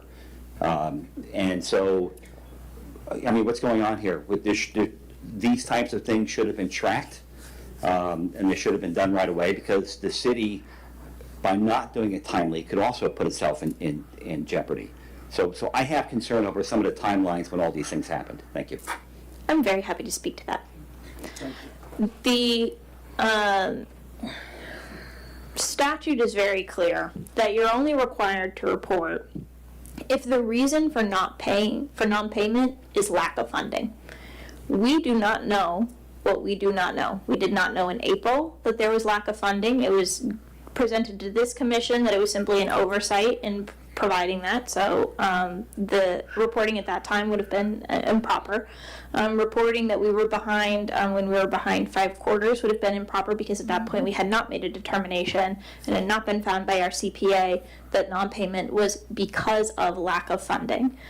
It was reported to you by your previous finance employee that the reason that we had not made these payments was because of some kind of administrative error, because we weren't sure what we owed. It was only through our work with the CPA that we were able to figure out that there was that lack of funding. And immediately, as soon as that finding was made by the CPA, that is when we reported, which is exactly in line with the statute. Okay, so please, so thank you for saying that.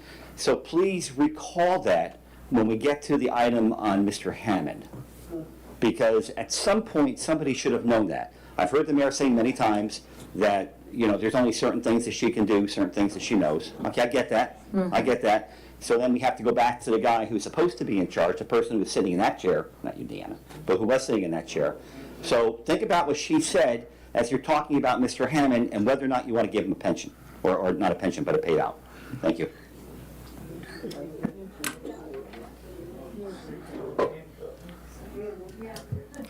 All right.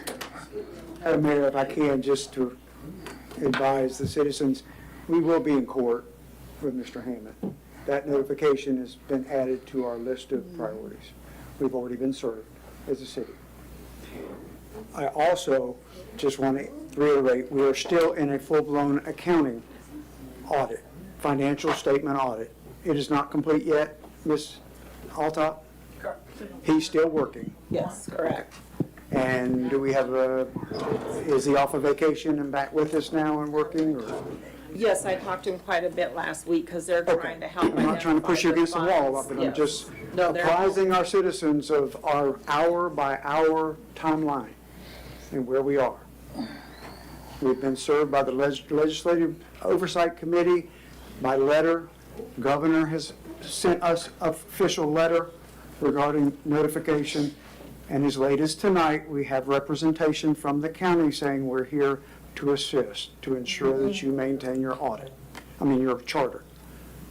So there's a timeline of exactly how this stuff is proceeding, of which then immediately we will go into a forensic audit. We have contractors for that already lined up. So, not trying to look at you, Mr. Lewandowski, but the timeline are multi-channeled.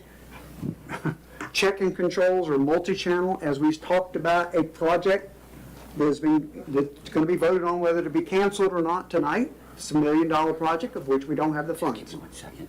Oh, excuse me. Thank you. Just apprising you of those multi-timelines. So I just want to say thank you. Yes, sir. Yeah, thank you. So those timelines are the types of things that really need to come out, and you know, in all due respect, nothing has come out. I know some of this had just happened, but there has been no meeting from October 18th until today. I began, Madam Mayor, if I may, as one of your public servants, I began the opportunity October 4th to start at the advice of a very dedicated citizen, and I thank her, Ms. Lissette, sent me, and I'm just disclosing that, saying, why don't we have more meetings, possibly even every week. I asked for weekly meetings on Mondays, and I was not only challenged that it couldn't be done, multiple other meetings, charter review, first meeting, et cetera, as conflicts, of which I didn't want to destroy that energy behind that, because that's been asked by you and others very dedicated to be assisting that as in your volunteer capacity. But getting a dais together and getting the meeting started, it's on the agenda tonight for me to discuss it on something that I brought forward and said I need 3 commissioners to approve having Monday specific meetings to financial updates and corrective actions needed. And how can we help our city manager and staff, or any of the contractors that are assisting us? I haven't had the first meeting yet. It's on the agenda though tonight for me to ask again. Correct. It's on the agenda to have a second meeting, but to me, more important than the second meeting is to have the every Monday meetings on what is our highest priority in this city right now, finances. Yeah. And keep the agenda to that. I don't want to know whether Ms. Lopez is going to have a history, a waiver, or, because it was brought up already. I'm using you as an example, Ms. Lopez, out of respect. Not disrespect, out of respect. She wanted to have a waiver fee. I was challenged not to consider $95 an hour for what is our biggest problem right now. Oh my God. And the guy will leave in 30 days if he's done his job, or if he reaches the capacity, he's going to work for free. And all we heard was free. And it was almost insulting to Miss Karen Ford in my book, because she just didn't say free on anything. She never did. She was volunteering at the beginning, but then the whole citizenry, I'm sorry, not everyone in this room tonight, started saying, she'll do, I'm speaking for her.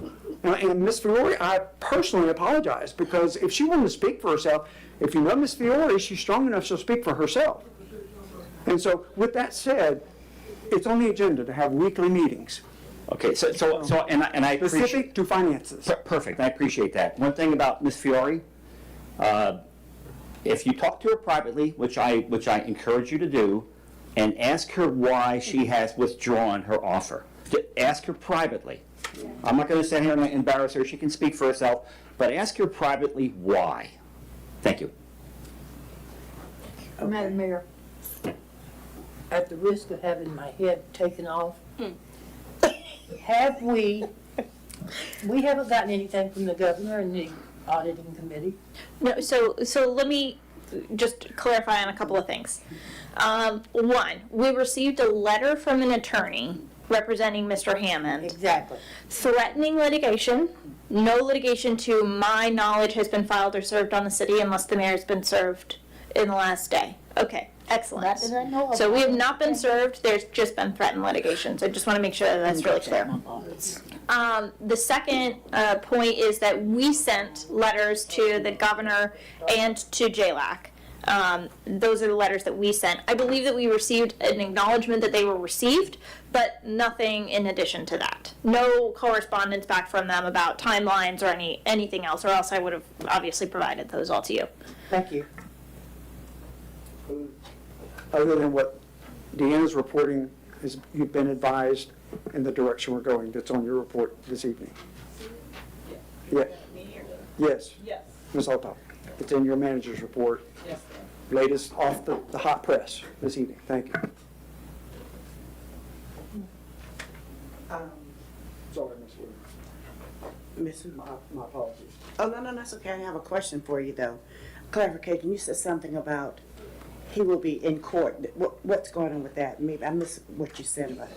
That's the threatening letter of litigation. He's threatening us. Correct. Okay, I'm glad you're back, Madam Mayor, because I want to address you and the dais.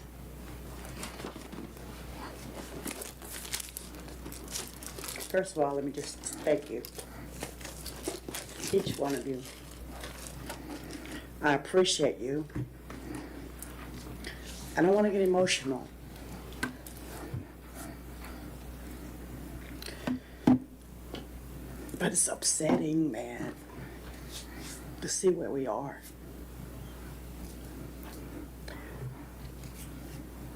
It's not an attack on you, not individual. But someone has to take accountability. I'm not saying you're not.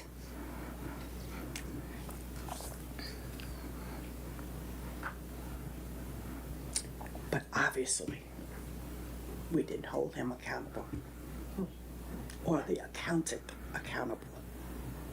And that's where we are. No one, I don't know if you, I'm not pointing fingers, Iris, Madam Mayor, but we missed it. I retired from a huge corporation, and it rolled down. And you know what I'm talking about, what rolls down. You are the leaders. And why the citizens are so upset is because the decisions you all make or the lack thereof affects us in Archer. Some of you all know my family. And some of you all don't. We got a long history. Way back in the 18th century, history here. So when I'm saying to you, I'm emotional because that's my phone, sorry guys. I'm emotional because I want you all to understand. So when people come up here and say X, Y, Z, yeah, it may sound like it's personal, but you have to take it as a group, because that's what happened. You are as a group. So I want us all to breathe. But as a citizen, I expect each one of you to do what you're supposed to do for the betterment of Archer. But again, thank you. Okay? Now, I may be back up here next month, or next week, or whenever, and I may be riding you hard. But I need you all to dig in deep, because this is not pretty. It's serious. And I guess all of you know that. How serious it is. And I don't want to lose the charter here. I don't think anyone does. Thank you. Thank you. All right. And we're down to the planning calendar.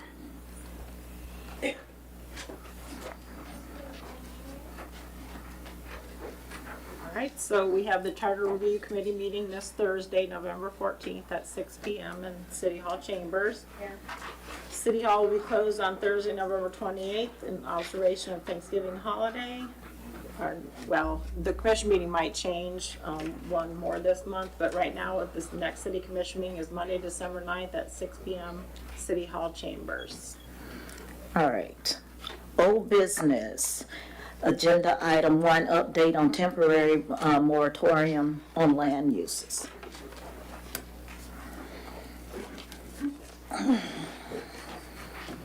Okay, Madam Mayor. We've been talking about this for a little while. I have some information for you. We spoke with North Central Florida Regional Planning Council, and I probably left out one of the letters in the name. Oh, thank you. But we spoke with Sandra Joseph, who sort of runs the ship over there, and they're fine with assisting. They're happy to draft our moratorium with a first reading in December. They'll provide a timeline for the LDR comp plan changes for industrial, timeline to be presented at the second meeting in November. The city commission, I just want you all to have a sense of, because I know we're talking about prioritization right now, so I don't want you to be blindsided with a big project, and this is a big project for you. So the city commission will have to drive the requested changes by reviewing the LDR yourselves and deciding what you want to change. We've called the county. We haven't been able to get in contact with anyone yet from the county. That may have changed now based on the presentation that we've been given, so we may have additional assistance there. We will reach out after the letter is sent, and we'll ask for that as a specific service. Then North Central Florida Regional Planning Council will draft the code language changes that we come up with. But I do want to make clear that it's not something they're going to look through your code and say, these are the changes that we think that you should make, this is what we recommend. Again, we could get some assistance with that from the county, but that will mostly be you all's responsibility to provide to North Central Florida Regional Planning Council what it is that you want changed, which is not a small task, so I just don't want you to be blindsided and say that you weren't informed that this was going to be a bit of a time commitment, because it absolutely will be. again, we'll reach out to the county to see if there's anything that they can do to alleviate some of that burden for you all. But if you're happy moving forward, and we'll sort of evaluate it as we go, then we'll have North Central Florida Regional Planning Council available to give you a timeline at the next meeting, and then we'll have our first reading of the ordinance for the moratorium in December. That's what you all would like us to do. So moved, Madam Mayor. All right, so we have a motion by Commissioner Hope and a second by Commissioner White. Any commissioner discussion? Yes. And I don't mean to be derogatory or facetious, this won't cost $135,000, correct? Correct. This is inside your Scope of contract, service your scope of services for with them $7,000 existing. That is versus correct, I believe. $135,000. And I will have Sandra, Joseph, or whoever comes at your next meeting to Speak present to the that. timeline to speak to that more specifically as well. And we won't sign anything, of course, until you all Ms. have that. Blue. Thank you, Madam Mayor. Any other commissioner comments, discussion? Public discussion?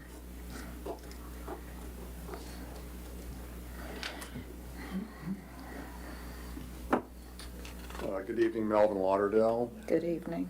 May I ask Mr. Lee some questions? Mr. Lee some questions? Can I ask him questions? I guess, yeah. Hey, I'm Melvin Lauderdale. You've been with the city of Newberry for how long? Madam Mayor, just as a point of order, I don't know that Mr. Is Lee it can go- speak to anything on the moratorium. No, He can- I'm, So we have a motion on the Motion on floor. the floor, so we've got to act on that motion. okay, so It didn't, what is why, tell me again why there's a moratorium, a temporary moratorium even being considered? The request that's come forward from citizenry to the commission, and then from the commission to our office, has been that there's concern regarding the inapplicability of our current LDRs to What's an LDR? land development regulation, to what the city of Archer envisions in its comprehensive plan and envisions for its citizens. So essentially, it's a brief break from any additional applications specifically for these industrial properties until we can get our LDRs sort of in line with our comprehensive plan. So the city of Archer, it has problems because they don't have any income. And so what you're proposing to do is to stop. have a temporary moratorium to stop any developer from coming in Yep. for industrial property during a period of time.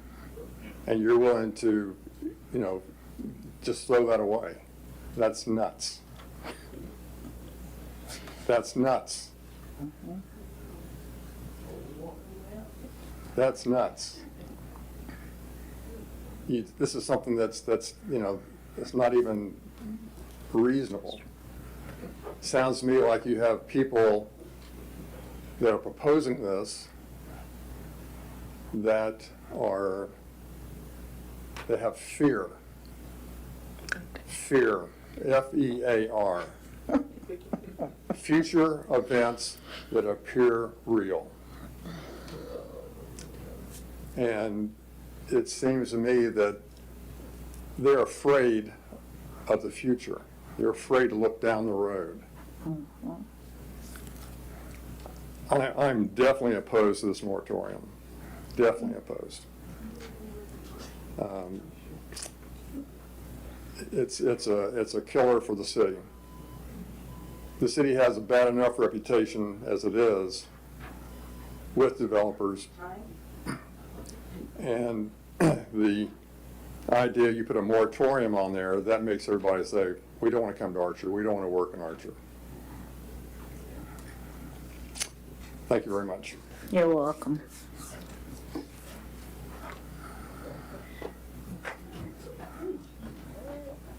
Good evening. Good evening. My name is Ronnie Arnold. I own R.E. Arnold Construction, Inc.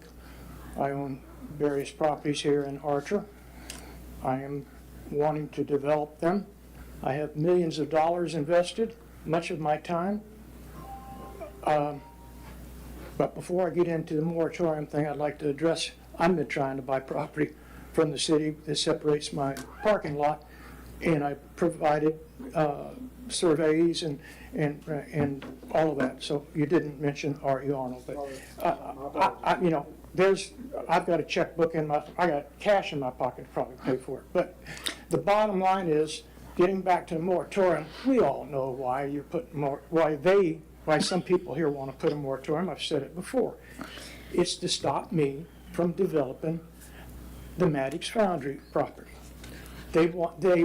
By stopping me, they didn't actually stop me because we didn't have a vote. But at the last hearing that we had on it, that if we were in between getting the third vote, we pulled our application, as you all know. But I have a lot of money invested, okay? The city of Archer doesn't have any money. I mean, I've heard you say it, you have no money. I got a bill sent to me to pay for your city engineer for $2,800 to review my noise ordinance, which you, sir, you weren't satisfied with your engineer's report that recommended that the noise study was in fact was as designed. We would control the noise. You have no money. You have no plans to get revenue. No, you have no plans for revenue. You have that auto parts is gone. Feed store is gone. You did get a burger on the corner there. Yeah, thank goodness for that. I own 25 acres right there, and you want to put a moratorium on it, okay? You don't, and you have no money. A moratorium, first, is it a moratorium on just industrial, or is it everything? It'll be a land development review, and it'll be up to North Central Florida Regional Planning Council to sort of give us a better sense of that. That's not an answer. Is it for industrial alone? It will include industrial. I don't know Will if it be then will I- it be commercial, industrial, residential? Mr. Arnold, I'm telling you that the answer to your question is, it is not determined at this time. I don't come to the meetings very often, but from the time that I do come here, y'all are famous for not giving an answer.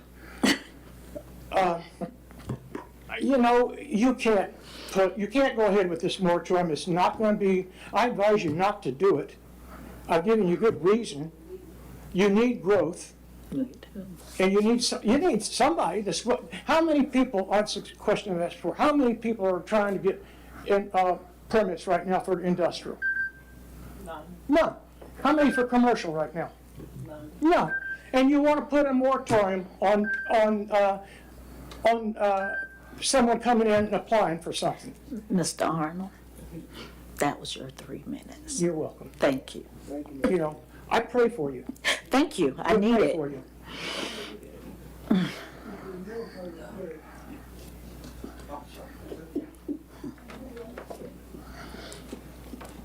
Bill Nowodowski, first thing I have a question.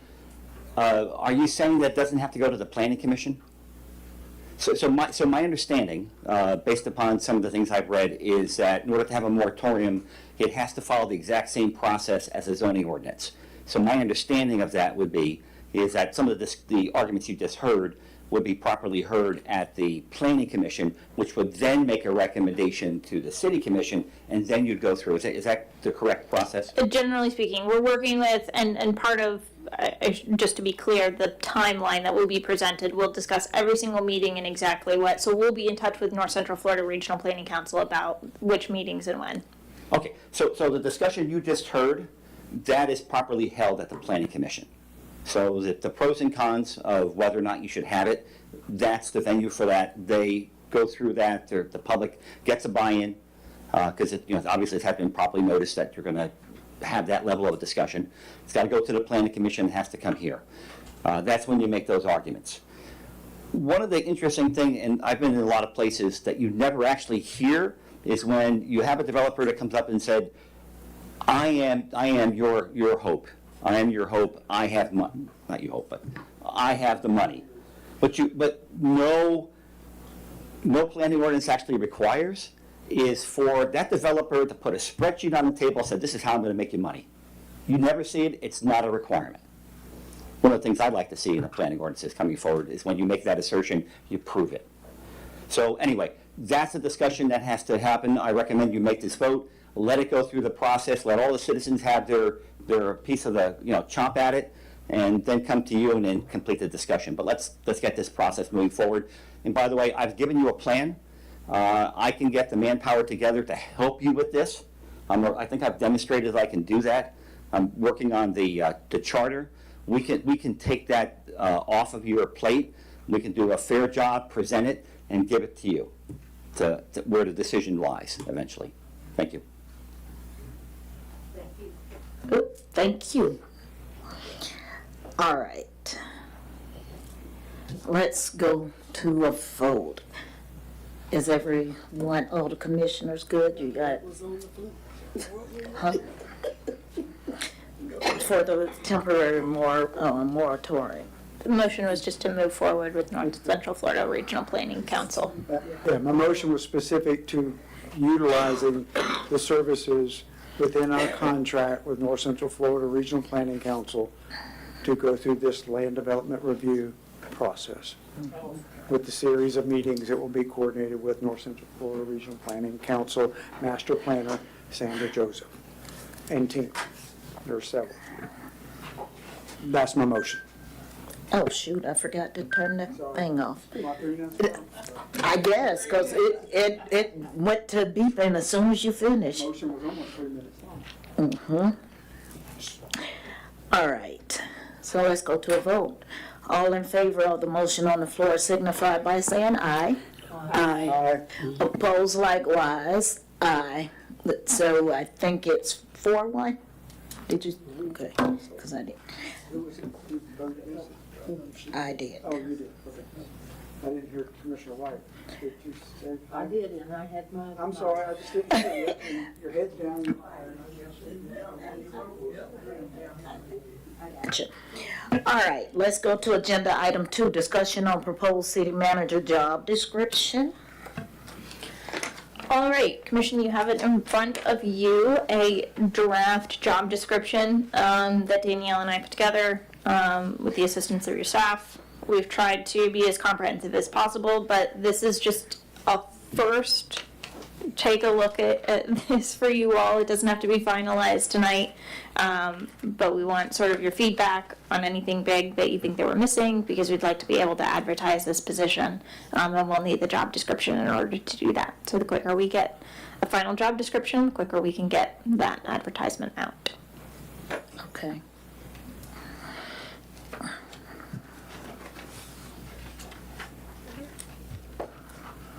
For the sake of discussion, I'll make the motion to consider this. I'll second. All right, so we have a motion by Commissioner Hope and a second by Commissioner Green.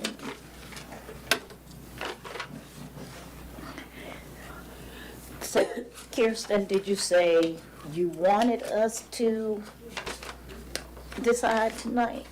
Or, So she could. You don't have to, but in the same way that you don't have to do anything. But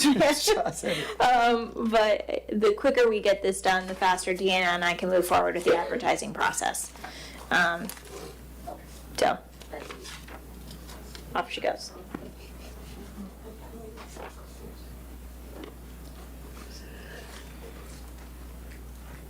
Oh, you got the gavel now? Madam Vice Mayor, I'm sorry. Can I just ask one specific question that would be just, Ask all you can. okay. Within the body of the job description, do we need to state the residency parameter requirement, or that would be in the employment contract only, or should it be in both? Just based on our- That will be in the employment contract, which is the next item, but we can absolutely add it to the qualifications or to the responsibilities if I you. just think because of the concerns that our citizens have had Sure. and things that happen, if it doesn't hurt to put it in this, Doesn't in the hurt. job description, so they know it when it's out there on the ICMA or whatever, what's required, Consider it done. okay? Do y'all understand what I'm saying about Yes. whether we've used the concentric circle of 15-minute commute in or, so many miles? Whatever we've used as a standard before. Yep, we'll use the previous standard for city managers, and we'll place that in. I think it was minutes to commute in. 15 miles or something like Was it that, miles? 15 miles. That allows someone to look in Brunson, Williston, Gainesville, and Newberry. I think that was the logic behind that in the past, saying 15 miles. I'll add that to the qualifications. Or consideration. Commissioner White? Thank you. Kirsten, do we have to have a 3-year contract? Can we go with a year contract and see how they work out? You can have any period of time that you choose. The only reason that we have 3 years is that's generally what we typically do here, and it's what you see in other cities, just because it can be, what I'll flag for you is you could run into an issue of not being able to get someone to agree to a 1-year contract, because it's not a lot Chances are of, it wouldn't have made a difference here anyway, but I'd like a probationary period of some sort because my eyes are gonna be open with the next manager. And, my eyes were open with this one, but he still got by with theft, so. absolutely. I think some of that is addressed in maybe I should have put these in a different order on the agenda. Some of this can be addressed in the contract language that Danielle and I have drafted up, which really addresses these concerns of if there's a reason. It's a little bit less tedious to go through the process of termination than it was under the previous Thank you. contracts. Thank you.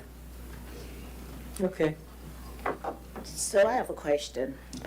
Since you said that some things are addressed in the contract, so once we move on to the next item, if we have questions or something, can we come? Sure. Absolutely.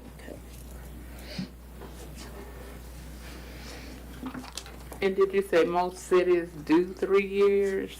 I would say typically what we see is around 3 years. Some cities do longer, some cities do shorter, so it's not homogeneous among any of the municipalities, but 3 years is not uncommon to see. It's an initiative, it's a motivation.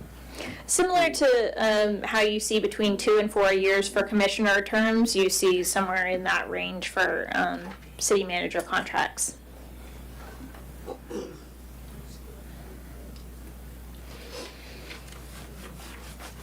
We don't have to be standard though, just You because can it's do standard ICMA. whatever you want. But I believe that's where it comes from. It's standard to ICMA. If I remember my tenure here, 3 years was the standard. But we certainly don't have to be standard if we choose to. I hate to tell you this, but the last 2 managers that ICM has sent us, I'd like to send back to them. They've done us no good. So, but I'm gonna look at the employment contract and I didn't look at it closely, I'm sorry.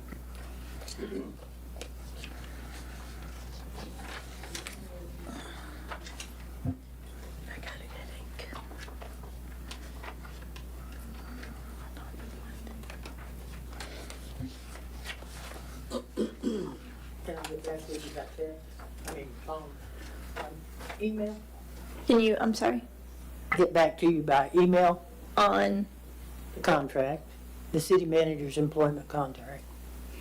If I have any questions or concerns. yeah, if you all don't, so that's the next item on the agenda. If you all decide that you're not, it's not in finalized form yet, so it doesn't Okay. need to be adopted until you have a candidate and we negotiate it with them. So that's way, way down the road. It just was requested that we get you a sample as soon as humanly possible. So when I say you don't have to approve the job description tonight, but it would be nice if we hurry up. There's no hurry at all on the contract until we have That's what I someone. thought, We haven't okay. even advertised. I'm And good again, with because, the if I can just think, if you all remember, it's always a 4 to 5 month process between having to interview the candidates, schedule the appointments for them, each one of us being, I'm not saying that with anything but due diligence, but that Right. process takes 4 to 6 months, and that unless we have Deanna drop on us or whatever. That's why we committed her commitment of 6 months to help us get to that point. She's Not trying to slick look, candidate. she's trying to I'm look not holding to serious. that, but just, unless she changes her mind. Have we put it out there that we're looking for a city manager yet? And That's what this is for. okay. Solidify.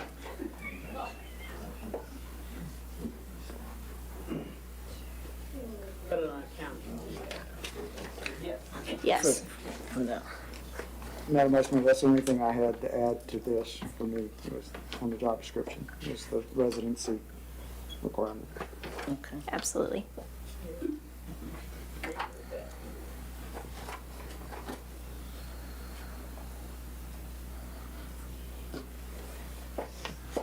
If you could have dogs from outside, you're not gonna live in it.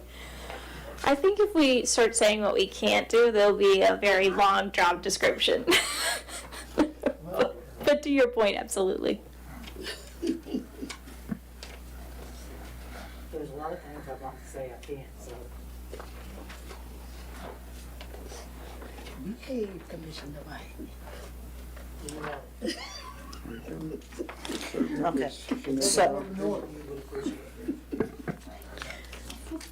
so we're good here. Did you have anything? No. Commissioner White, did you have anything? Oh, okay. Okay. And we had a motion, didn't we? Oh. All right, public discussion on the motion, which is to accept the proposed city manager job description. Karen Fiore, thank you, Commissioner Hope, for including the requirement for the residency here. So I have some recommendations for some stronger language. I think after the first paragraph, it should state that the city manager may be appointed or removed at will by the city commission. I know it's in the contract, but it should still be there. There was a little bit of discussion about the contract. The contract in front of you actually has a 1-year term. 3 years was removed, so it was already moved to a 1 year. Key responsibilities under number 3 or number 4, it should not read oversee in the budget. It should be prepares and submits. It's the duty of your city manager. The included in key responsibilities, it should be maintains positive working relationship with city staff, local business partners, citizens. That should be outlined. Your qualifications, a minimum of 5 years is not enough in this industry. You should have at least 10 years progressive responsibility experience in municipal government and at least 5 years in senior management role. 3 years in senior management role is not very long. Moving to the next page, number 9, knowledge of Florida municipal laws. It should be thorough knowledge, and you should also add thorough knowledge of municipal government, organization, and departmental function, staffing, operations, and procedures. You need stronger language there. And on number 9 there, it shouldn't be highly desired. It should be required. With city limits within 6 months. That's all I had for the actual job description. I have more on the contracting. Thank you.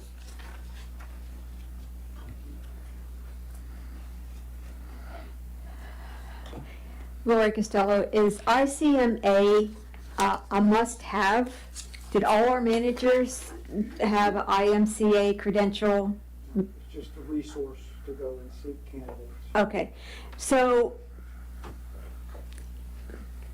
I like that highly desirable because I don't think a lot of ICMA. Okay, so that was my big complaint. And not only that, it is very expensive to be a member. And I seen in the contract where y'all were going to pay for travel for these places, national and regional, and they're in Atlanta, Las Vegas.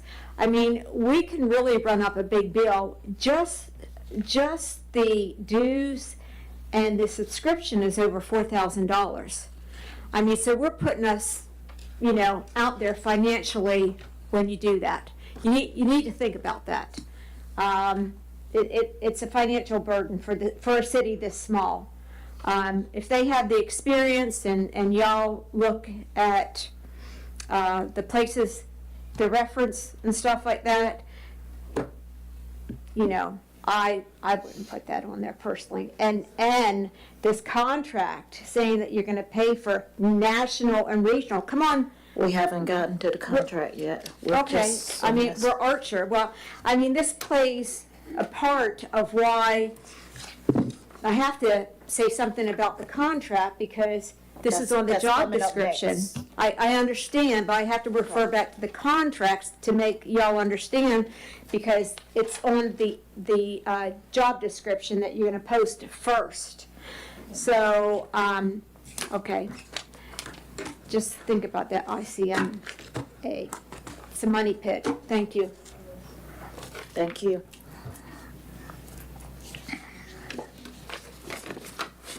All right, let's go to a vote.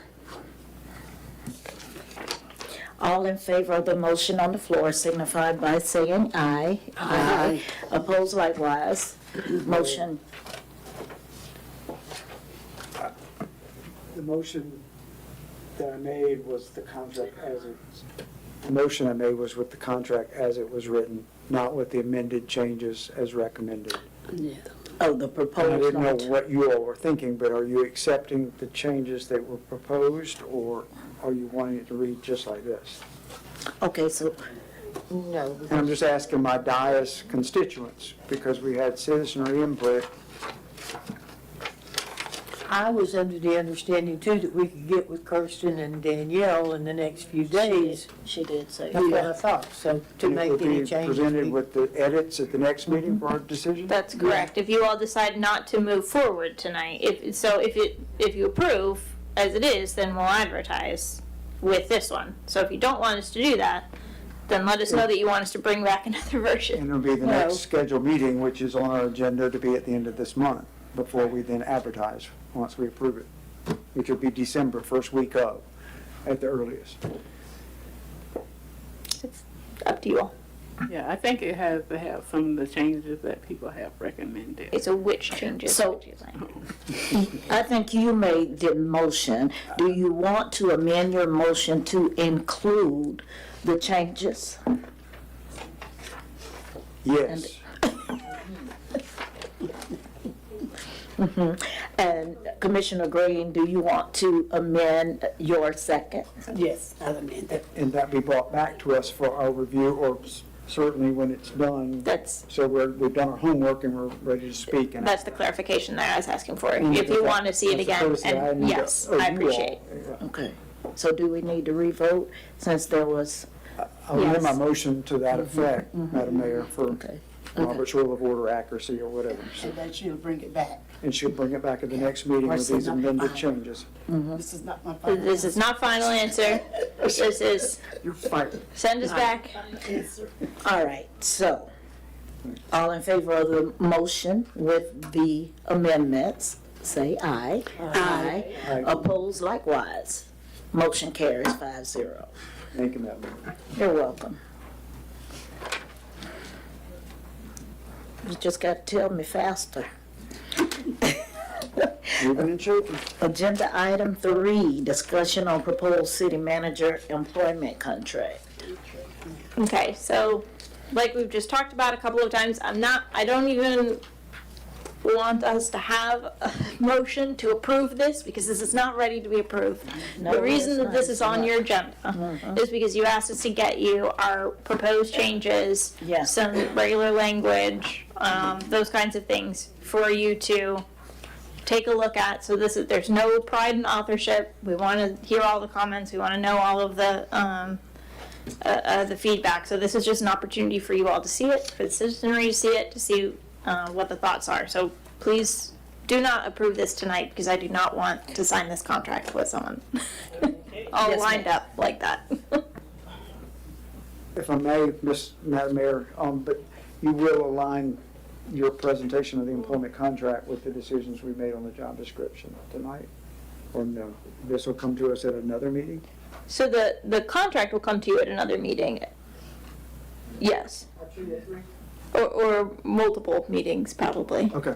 Yes. It will be well into December before we advertise and post. No, the job description, I'm hoping we can get finalized at the next meeting, to your point. But then won't we have to have the employment contract? No. No, to advertise? Okay. Correct. Yep.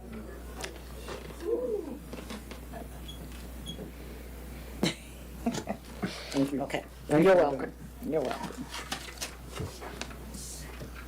So should we just email you maybe with, like if there's something missing that we want to see on here, or what? Yeah, so this is an open forum, so you all can tell me now if there's things that you are automatically, you have questions on. If later on you think of something that you have a question on, or you need clarification, or you want it changed, absolutely bring that to us, and we can bring back proposed changes at the next meeting. You can also, you can do whatever you want. This is just so that you all have this information. That's all that this is. Madam Mayor, the only one I have this evening for immediacy is the residency requirement for this as well, for the contract. I believe that's in here, in the proposed language. I just didn't see it specific to 15-minute commute. Is it? Okay. Maybe I just missed it, sorry. You all right? So yeah, so it says within X miles, so it's like the, I left it open to you, but if you all are telling me from what we just talked about at our last one that you want it to be 15 miles, then we'll 15 put that in. miles. Okay. Yep. Thank you. That's all I had tonight, Madam Mayor. Thank you. All right. Excuse me, can we still do discussion from the citizens since we put in our time to edit this? I just have a couple suggestions that maybe would help.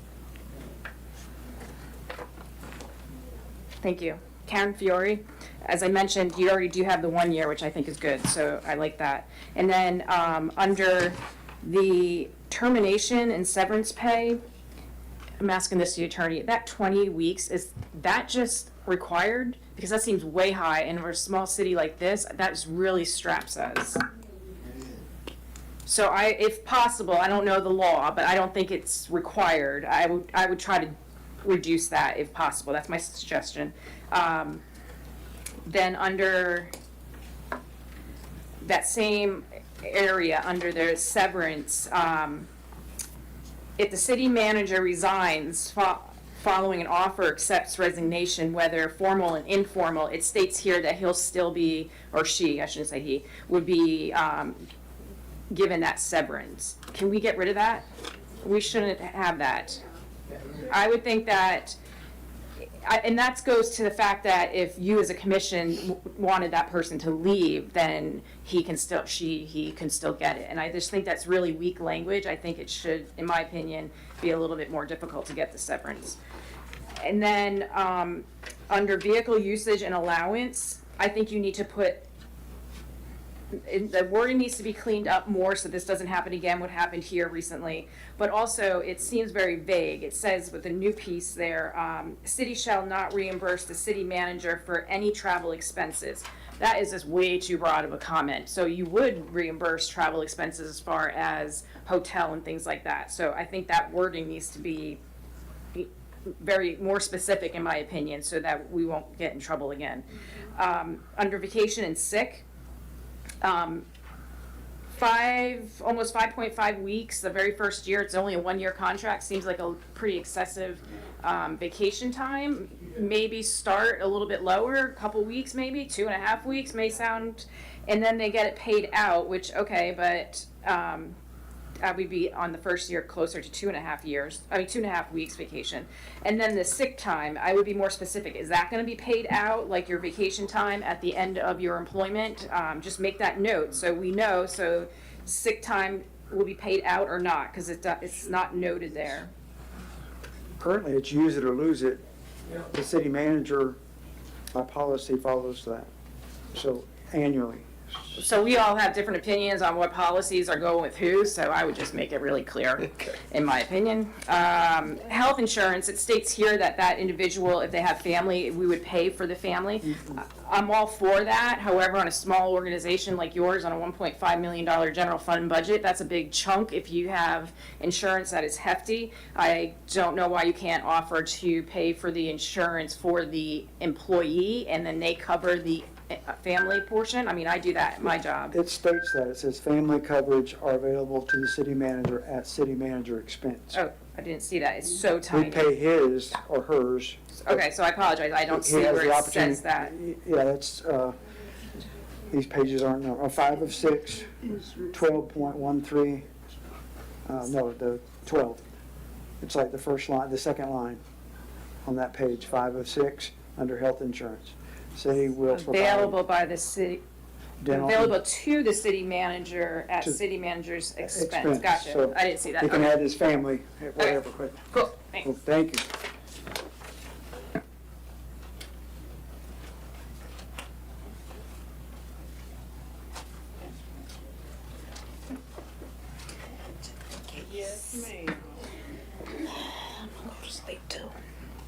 All right, are we done with that one, I guess?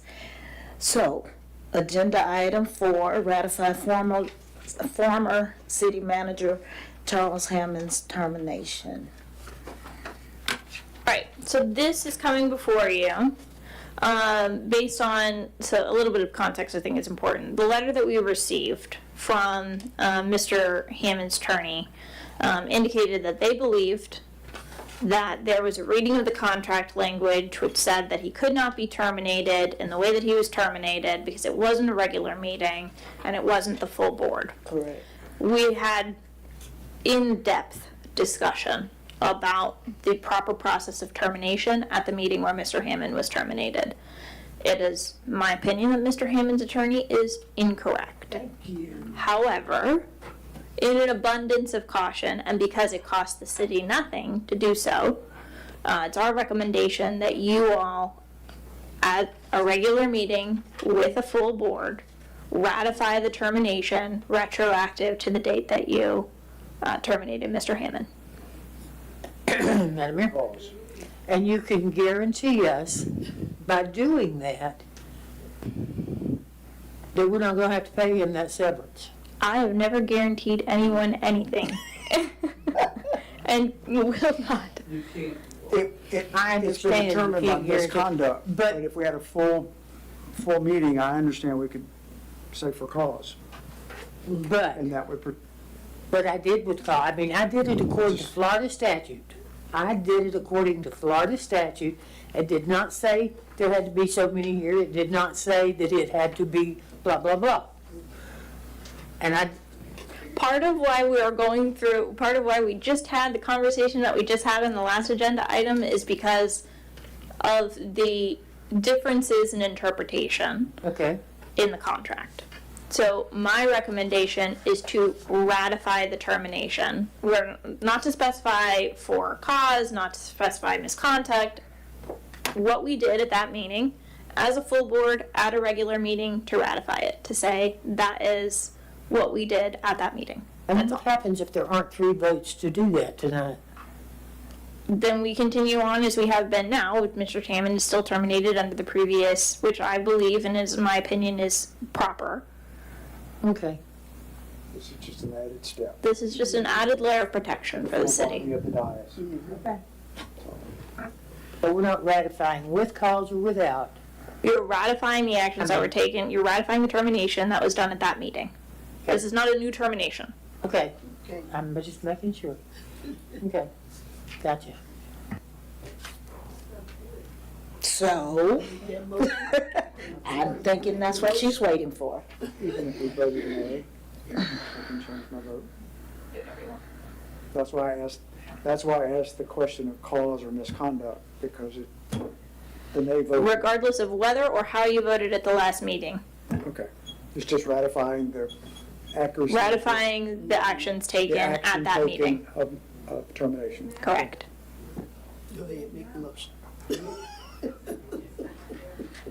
I will make a motion that we ratify the decision that was made at the last month's meeting to terminate Charles Hammond. September meeting. I second that. All right, so Commissioner White has made a motion, Commissioner Green has seconded. Any commissioner discussion? Do we have to pay him anything after we terminate him? Our position is no, at this point. What I can tell you is that there would only be one attorney in the world if the law was always clear, because it would just be one opinion. Attorneys argue with each other. Attorneys disagree with me every single day of my life. So I can tell you that Mr. Hammond's attorney does not believe that I am correct. I can tell you that my office believes I am correct. I agree with you. Excuse me, may I jump in real quick? The YouTube audio went out, excuse me, the video went out, but we can still hear. May we proceed forward? Yes. Thank God we did that back whenever we did. One more question. So, I'm sorry. go ahead, no. So, if their attorney is right and you're wrong, what do we have to pay him out? Can he sue us for a higher amount? Can we make him come back and still work to May? And we send him for I was just asking the question. I was just asking the question.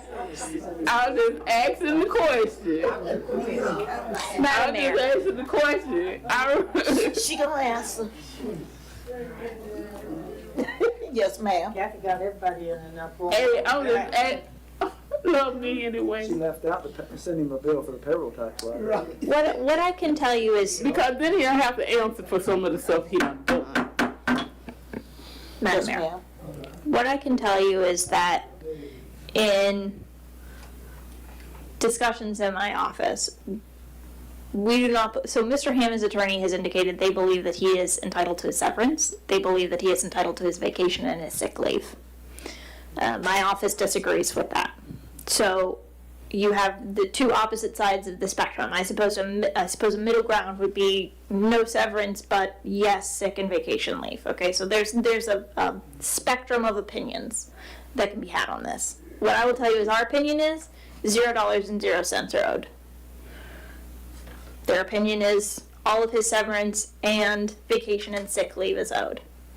If they bring suit, I imagine that they will request their attorney's fees on top of that.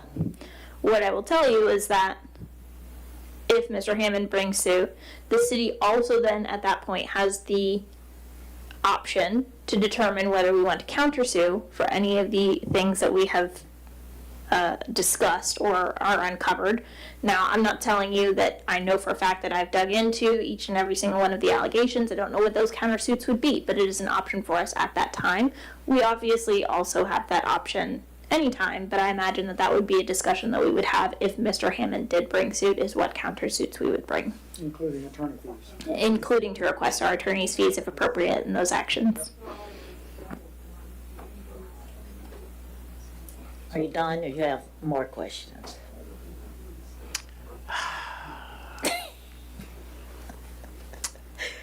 I'm gonna move on to public comments while she's thinking. Okay. You can continue thinking. I'm thinking. All right, public comments. To ratify. Termination.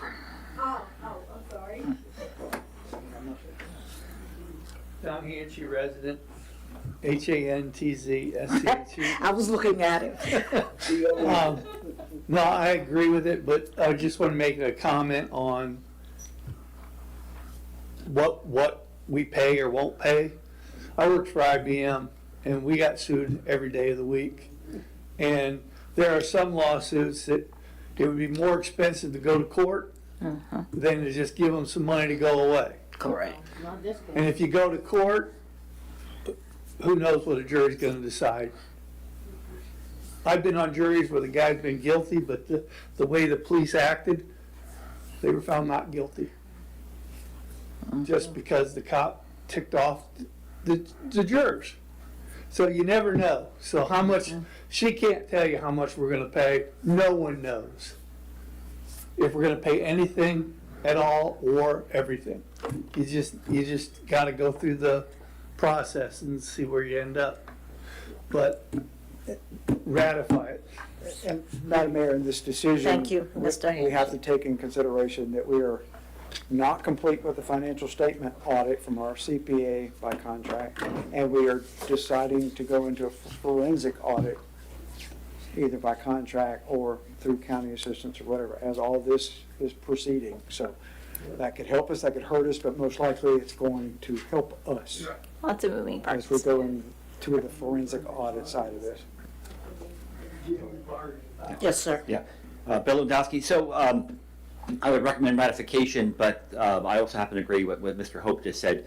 And so my concern is this something that really should be tabled? So in other words, you already have an action. You passed it, he's gone. But there's other things that are going on in the background. There's the forensic thing, all the different things that Mr. Hope had mentioned. So is it really timely to have this now, or does it make more sense to wait? Thank you. Madam Mayor, just to speak to that briefly, this doesn't limit our options in the future to move forward on any kind of countersuits with anything that's found in the forensic audits. This is just ratifying the action that was taken with a full board at a regular meeting. Okay.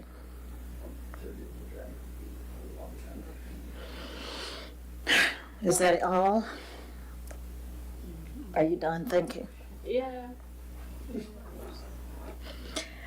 I'm gonna need those comments to stop out there, especially when they're rude. Thank you. Okay. I did. Yes, sir. Bob Kosicki. If they don't ratify it, is it gonna change anything? Again, this is just an added layer of protection for the city. Right, but it's not gonna change the termination. It's not gonna change any part of this, except it's an added layer for the city. So it only makes sense to ratify it because you've already gone through the termination part. It's just the full dais. Exactly.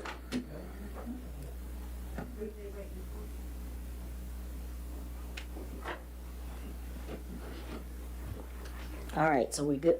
Yeah, good. We're not, yeah. Second it. I think she already seconded it, but. Ready? All right, so we're gonna go to a vote. All in favor of the motion on the floor signify by saying aye. Aye. Opposed likewise. Motion carries 5-0.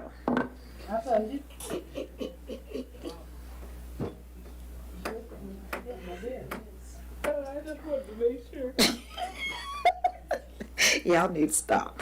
All right, new business.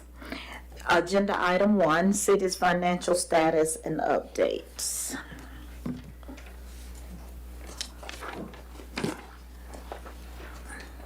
Yeah, why don't you have to say why you want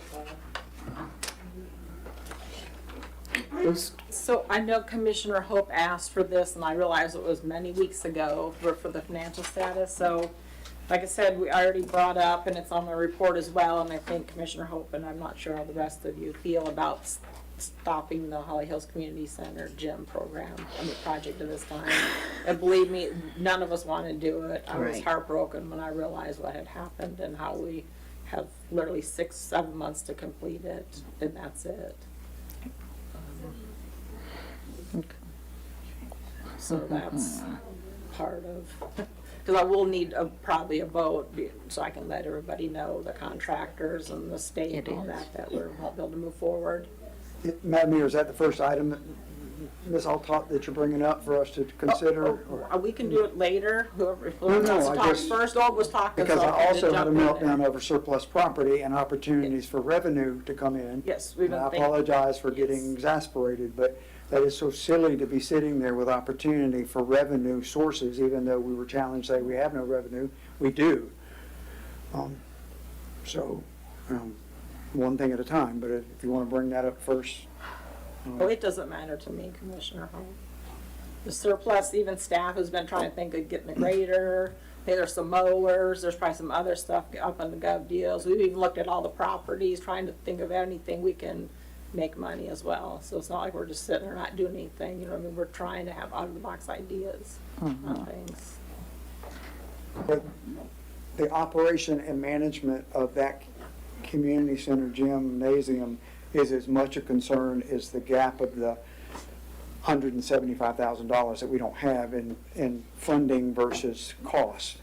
I'm highly concerned about that. I mean, talking about planning ahead, how are we going to pay to operate that gymnasium and have it a safe, you know, well-kept, maintained facility to the standard that Archer citizens deserve? I don't see that much revenue coming in, even with the if the wastewater first phase came in, I don't see us having that surplus of money to maintain that community center. And that's my argument, and based on that, Madam Mayor, for consideration, I'll make the motion that we discontinue this project. Okay. Madam Mayor, it is heartbreaking because we have promised it, promised the citizens, and we have them all excited about Archer getting the gym, something that we don't have. Now, how much did you all say that we have towards the gym? We're just going to give all the grant money back? Going to let all that money go back? We got to, I mean, Because we don't have the reserve fund to fill in the gap if we don't have grants. I mean, if we had a $250,000 or $300,000 in reserves sitting there to put towards it, we could consider that, make a decision to approve that as we've tapped into our reserves. But we don't have any reserves based on what I'm being told to even fund that. So we're going into a debt service even to get it built, let alone the operating and management of it once they open the door. so what's the deficit? Well, how much are we looking at that we don't have to complete Depends. that? The first contractor said it was a $2.3 to $2.5 million from all the way complete with everything that we wanted on the plans. So then we tried to scale it back, and we still can't get it under the $1 million because I can't get enough quotes on the building. We were going to purchase the building ourselves because it'll save us like $16,000 or $17,000 on taxes alone because we don't have to pay sales tax. We don't have the money to buy the building.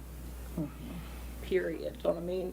So we don't have that grant money No, we sitting have there the anymore? grant. We have the $500,000 from Department of State, but you have to buy the stuff first and then submit for reimbursement. Get reimbursement. Okay, So we gotcha. don't have the funds to buy the building or anything related to it at this time, and then wait 2 to 4 Be weeks or whatever to reimbursed. get our money back. Correct. The last project like that was the splash pad, where we invested in and then got reimbursed for stages of the splash pad. So there's a motion on the floor, but I guess, and when you started asking, I thought you were asking to make a second, but you didn't. No, We did discussion with I was out of order, I guess. That's okay. I will make a second for discussion. Thank you. So we have a motion by Commissioner Hope and a second by Commissioner White. All right. So Deanna, our Kirsten, sorry, what we have already spent, will we have to pay it back? I believe so. Yeah. So we're working on figuring out how much that is, first of all, what reimbursements, if any, have already been made. So there are costs both ways. There's a cost to move forward, but there is also a cost to move backwards. And the cost to move backwards is that I'm not sure, but I believe at this point that we will be ineligible to apply through this program again, potentially even through this provider, at least for a period of time, and we will have to pay back anything that has been paid through the grant. So yes, there are costs both ways. And we know that the accountant appeared before us. No, Tony had her on the phone. And she said she was not comfortable spending $25,000 for it, did we spend that? Because I think the commission agreed to spend it. That was with Kimley-Horn, I believe. Yes. So we gave them the 25. I don't know if we give them all the 25, but task 3 and 4 haven't been approved by the commission yet. But task 1 and 2 were approved at that meeting that she indicated we did not, she wasn't comfortable with the money being spent. But we needed the vote to move forward. Right. So, yeah, right. But yes, you're correct.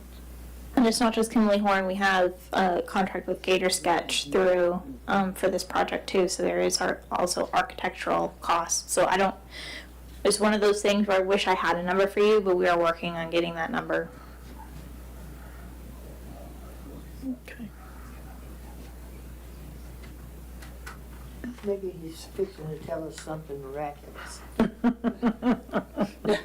No? No, Dallas Lee was just asking if we thought it would be possible to table if we're gonna have a meeting in 2 weeks, and he can look and help us look into how much money we spent, how much money we would need to spend to get it moving forward, if possible. And until then, we wouldn't spend any additional, nothing additional has been approved, so we wouldn't make any additional payments either way. And unfortunately, my reaction with our Kimley-Horn representative here, I mean, he walked out hearing me say, I'm against moving forward with this project, so I'm sure the message is loud and clear going back home, so.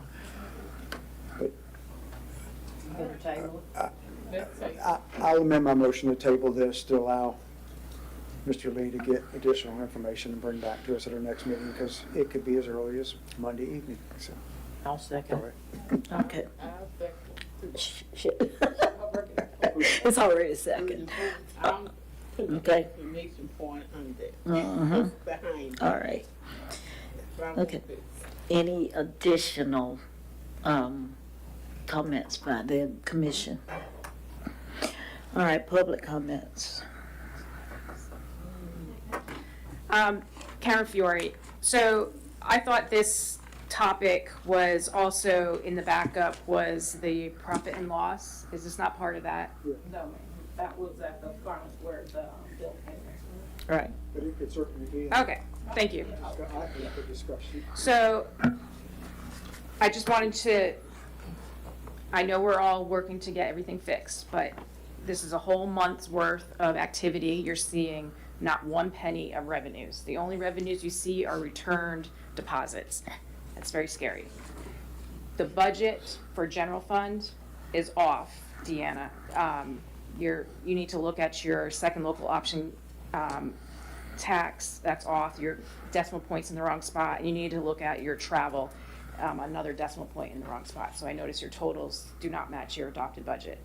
And it would be nice to see the water fund as well, just so that we can double check what you have in the budget, and it looks like there's zero budget, so that tells me probably that budget was never put in the system.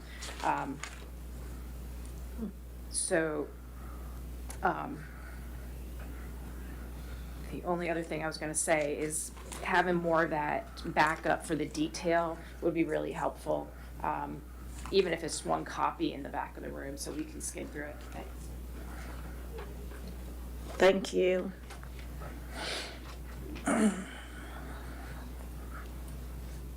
Bill Lewandowski, so tabling the motion, tabling the event makes sense, but I would like to encourage you to take a step back. Before I read to you what is required under the ordinance for financial emergencies and the steps you have to make to move forward. So you have to have a strategic financial plan, not just for this building. And I really think that this is an important building, so please don't get me wrong. But you need to look at the whole operation, because the law requires you to look at funding or eliminating or consolidating. So before you move forward on this building in any way, shape, or form, you really need to take a step back and do some strategic financial planning. I'm available to help. I've offered numerous times to assist with that.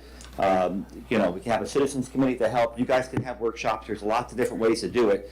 But until you come up with a financial plan for repayment of the $178,000 that's in arrears, all those things, those goals and objectives, please think about that first, and then we can go after the nuts and bolts of it. Thank you. Thank you.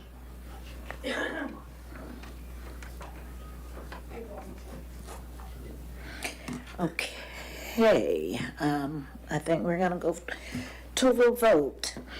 All right, we did, to table it. You seconded, he made the motion and you Yeah, because we did a motion. so- did a motion. Anyway, so all in favor of the motion on the floor signify by saying aye. Aye. Opposed likewise. Oh, I thought she was turning it on to say 4-0 because Commissioner Green stepped out.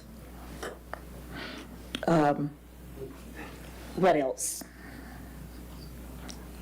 Or is it you for the surplus property? Yeah, I would just, on a positive note, I'd like to move steadfastly forward with these opportunities that are already in the works for surplus property purchases. I know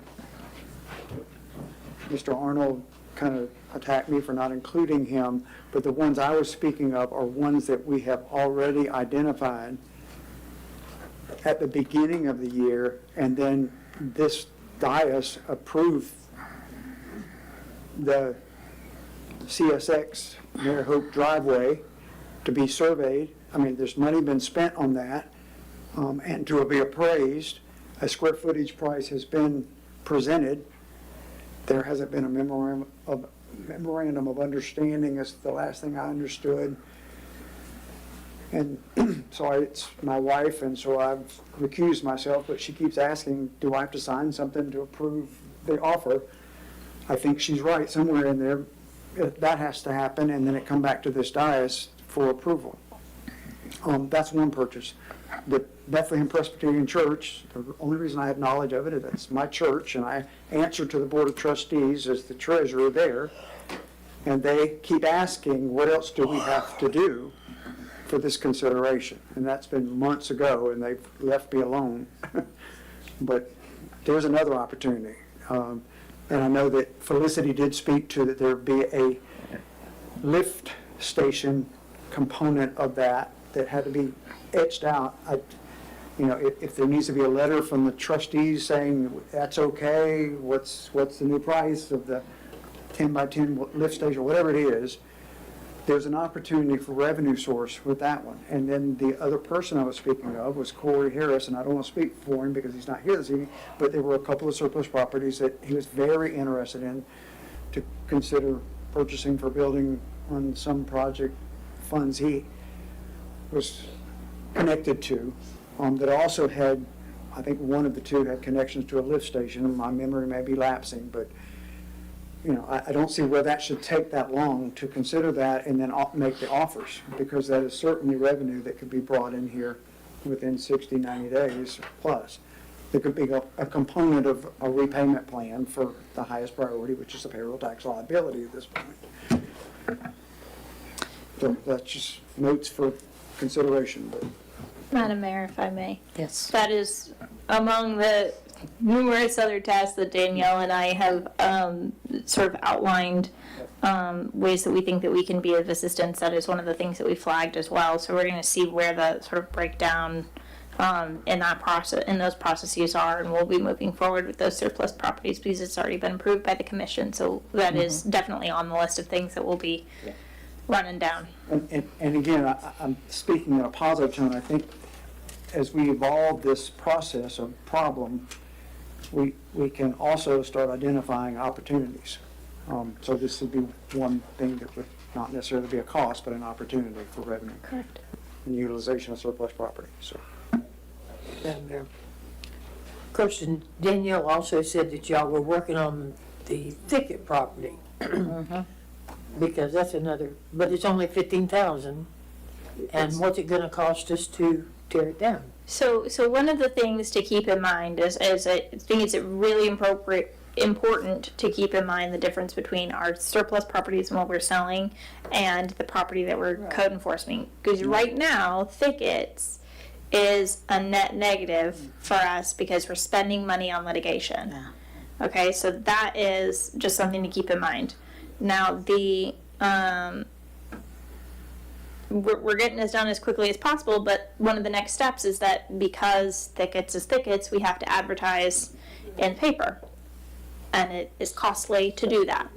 So those are considerations. We haven't forgotten about it. We're working with Deanna to try and balance. We're trying to balance everything.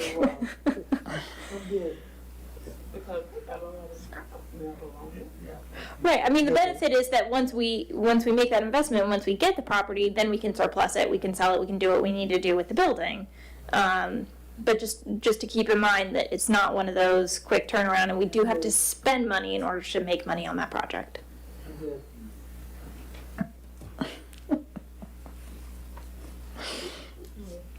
I promise I'm going to come with good news. Good. One day. Good. If you can't make us money, I don't want to hear about it. Make you money eventually. All right. Was it more on that one, Deanna? The only other question I have, and again, I don't need a succinct answer, but I just need to know if our contracted CPA is continuing to summarize the financial statement audit so he can present to us somewhere in a timely fashion, his findings. That's my understanding, yes, because we're coming up on another deadline. That stuff has to be submitted to Submitted. the JLAC again, yes. And I'm sorry to add that in financial status, but that's a component of, we've got a deadline. So is he prepared or ready, or is he saying he still needs more information, or now that we have, sorry, Mr. Lee, to point to you, but Amazon Lee here to be our hero, to give information. The last time Because he was being spoken to in a derogative way, I think, about how quickly he could be dissolved or whatever, so delivered. So. Yeah, I did talk to Caleb at Powell and Jones, I can't remember if it was last Wednesday or Thursday, but he is, again, trying to help with some of the process from beginning to end where some of these funds have went to. So we're working together, all of us, on identifying. We just haven't got to the end result just yet. So we are working on it. Okay. As Caleb needs documents, he's requesting them and we're sending them. Okay. And again, this is like on whole project conversations we've had in the past 6-8 weeks of meetings, but we also spoke about having a consultant CPA representative assisting us, i.e., I guess it was the elderly Mr. Powell, that's no longer a principal, but still a consultant, to come in and assist. Have we gone anywhere with Caleb reaching out to him, or? I'm not sure the answer to that question. Okay, because based on that, he also that's who was going to be available to begin the forensic audit. What I can tell you is that we have reached out to numerous CPAs. I believe Mr. Powell included, in order to get a sense of the job description for your for Cindy's position. So we reached out to get some advice on that. So I believe So that's the correspondence that we've We're had. utilizing him for that assistance at this time. Correct. Yes, yes, sir. In my professional opinion, it would be improper to use your existing auditors to do a forensic audit. Okay. Because you're kind of having the same person check behind themselves. You would also want to make sure you hire a certified forensic accountant. Those tend to be expensive, and they tend to come with large CPA firms, a KPMG, a CLA. And take a lengthy time to complete. Yeah. Forensic audits are in-depth, and they are painful, and they are hard. Yeah. The City of Newberry went through one about a decade ago. But that would just be my recommendation is hire a different auditing firm than Powell and Jones to do your forensic audit. And that was the discussions we were having, is that who would they recommend if we wanted to go, and they, on an economical basis, my takeaway was that we would utilize a contractor individual like Mr. Powell that's no longer principal of that company, but can do that. If that's not the case, could we just get an update on that? And then, even if Caleb just gave us recommendations, and the reason I'm speaking to that is we certainly want to have that in our list of possible corrective actions that we're taking if we're approached by the state or certainly the federal IRS. On what Correct. steps are you taking? So if we haven't made a decision, but that's still in our toolbox, of opportunities. If Caleb could just give us some names, then we've got proof that we're not just talking, we're actually doing it.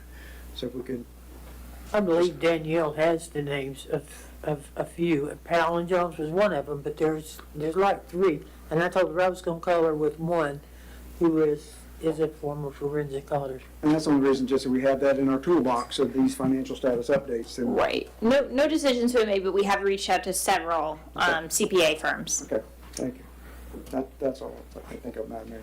Thank you. All right, agenda item 2, every Monday night meetings. This, Madam Mayor, this was brought up by me, began in October, trying to just consider it, to get 3 votes, to consider it specific to one agenda item, and that's financial status updates and any assistance from the dais that staff may need as they move forward. If we'd have been having those Monday night meetings, we would have done, we would have heard about Mr. Lee coming in, that's an example I'm using. We wouldn't be badgering our interim city manager because she didn't communicate, to all of us. It would expedite the weekly updates and certainly add transparency for our citizenry if they'd like to participate. Not necessarily 4-hour, 5-hour meetings, just updates, and so that we keep updating our toolbox of corrective action steps and any communication you're getting from certainly Tallahassee or, things that legal can present for us. And I know that's an added expense to have extra meetings, but that's my consideration, constituents, to have those meetings. And I thank Ms. Lissette for bringing forward that to me from email. Is she still with us this evening, or she left? She sent it to me, I'm disclosing that, and the more I thought about it, I said this would be great to just target this issue. Target those things like bill paying with expanded format to it when that's accomplished. Give us a sample at one 30-minute meeting on a Monday night so that we can get feedback and keep moving forward. It's just, that's the purpose in it. And I know y'all don't want to have extra meetings. But the next agenda says a second meeting, official meeting, so it's coming at you. Madam Mayor. No, last month I had brought up to Deanna, let's do 2 months. I mean 2 meetings per month, like every other Monday night instead of, so. My main focus was to avail ourselves as the accountable public servants to make decisions to assist staff. Right. And not that Ms. Altop's not fully capable and comprehensive making the decisions she's making, but she just has our support. Right. I'm committed. I'm not trying to put anybody on guilt trip. I know it's difficult. It may be difficult for legal, but that's why I pick Monday nights, because that's already our targeted, usually night meetings. I don't know if that's. I'll tell you that it will be very challenging for my office to have an attorney available every Monday night. We do have other municipalities. It necessarily, to me, it wouldn't require legal counsel unless Mr. Walker or the principals think it's necessary. But if it's just us getting apprised of the updates and making any decisions on a weekly basis that assist Ms. Altop. So. Madam Mayor, Yes. I think you're putting too much on Ms. Altop and her staff and our attorneys and us. We've all been under the burden of this. And, okay, well, maybe not. I've had some sleepless nights. I tried to help the office, and it's too much on anybody to have it every week. Now, I'm more than willing to do it every other week, but I think once a week is too often. If she finds there's a problem that she needs to, all she has to do is say, we're calling a special meeting. 48 hours, is that what you have, 24 hours? 24 hours for an emergency meeting. Have at it, Deanna, just get on. And, I'm all for that. Once a week, it's through the holidays especially, you're pushing it. I agree with that, but even away from holidays is definitely going to be difficult for me. There are nights and days that I have to stay over at the school, and so yeah, that's going to be difficult. But I would be more inclined to do every other week. Me too. I will point out, just as a point of clarification, the next agenda item speaks to that every other week, second and fourth Mondays. Just to flag that in case. And Madam Mayor, for the sake of it dying, I will make the motion to have every Monday meeting specific financial status and updates until we're in the status. Oh, that's why I couldn't hear. I will make the motion to have every Monday meeting specific to financial status and updates until the point of corrective action where we're stabilized. It can die for lack of a second, but, you know, we had opinions before we even had a second, so.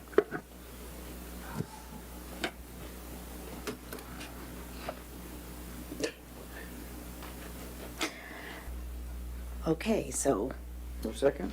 Motion dies. looks like it. Now can we make another motion? Yes, you can.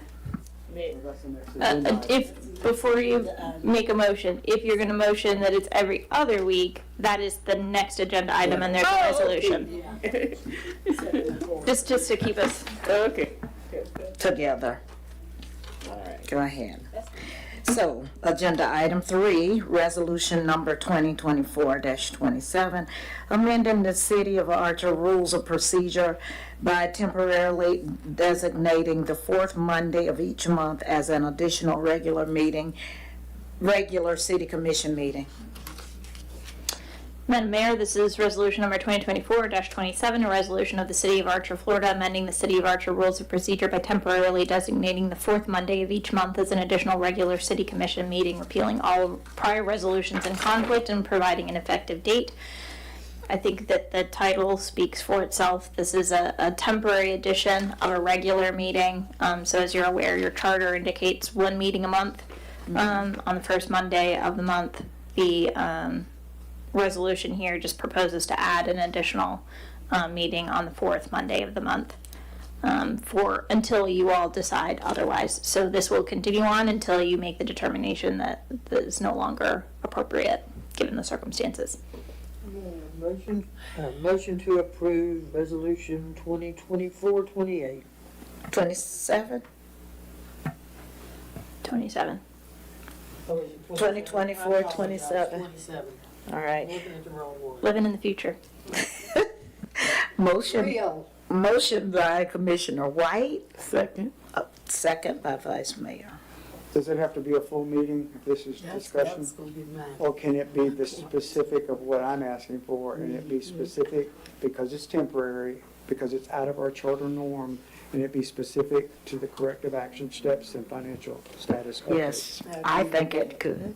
Right. What I can tell you is that generally Deanna is responsible for what ends up on the agenda and what doesn't. So I imagine.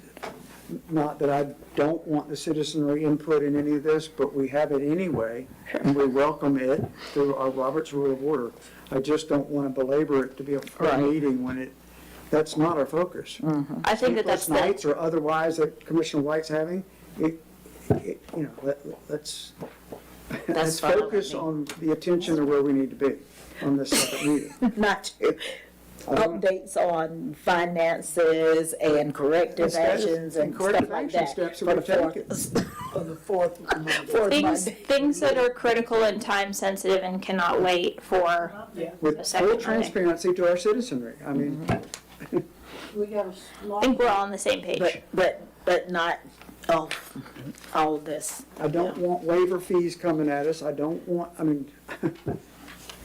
recreational program opportunities, I don't I'm want to sure- do that in the second meeting. I'm sure Deanna will not mind being judicious with what is presented to you at the second meeting. Not that I don't care about all that, but the point is, what is our focus? The on second meeting is to focus on what we need, Corrective yes. action steps. Yes, And yes. anything to do with that, including, filling the manager's position or the accountant position or updates from Mr. Lee.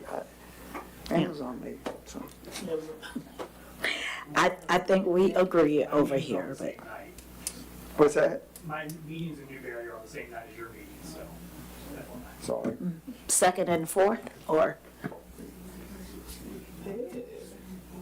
They start Okay. at 7, so I could come from like 6 to 6:30, but I'm actually there. But you could also leave information Yeah, for us. report or whatever, I mean, just so it's disclosed to us. Okay. Well, there goes that, we don't need a second meeting. That would be nice. No, we need that. All right. So we're done up here? Yes, ma'am. Okay. Public comments on the motion.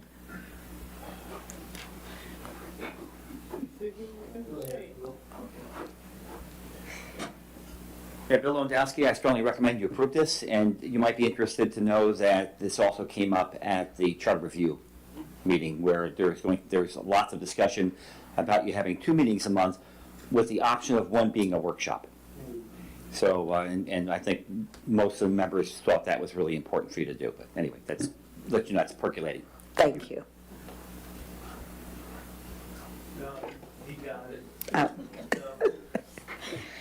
Okay, he took the words out of your head, huh? We look like twins, can't you tell?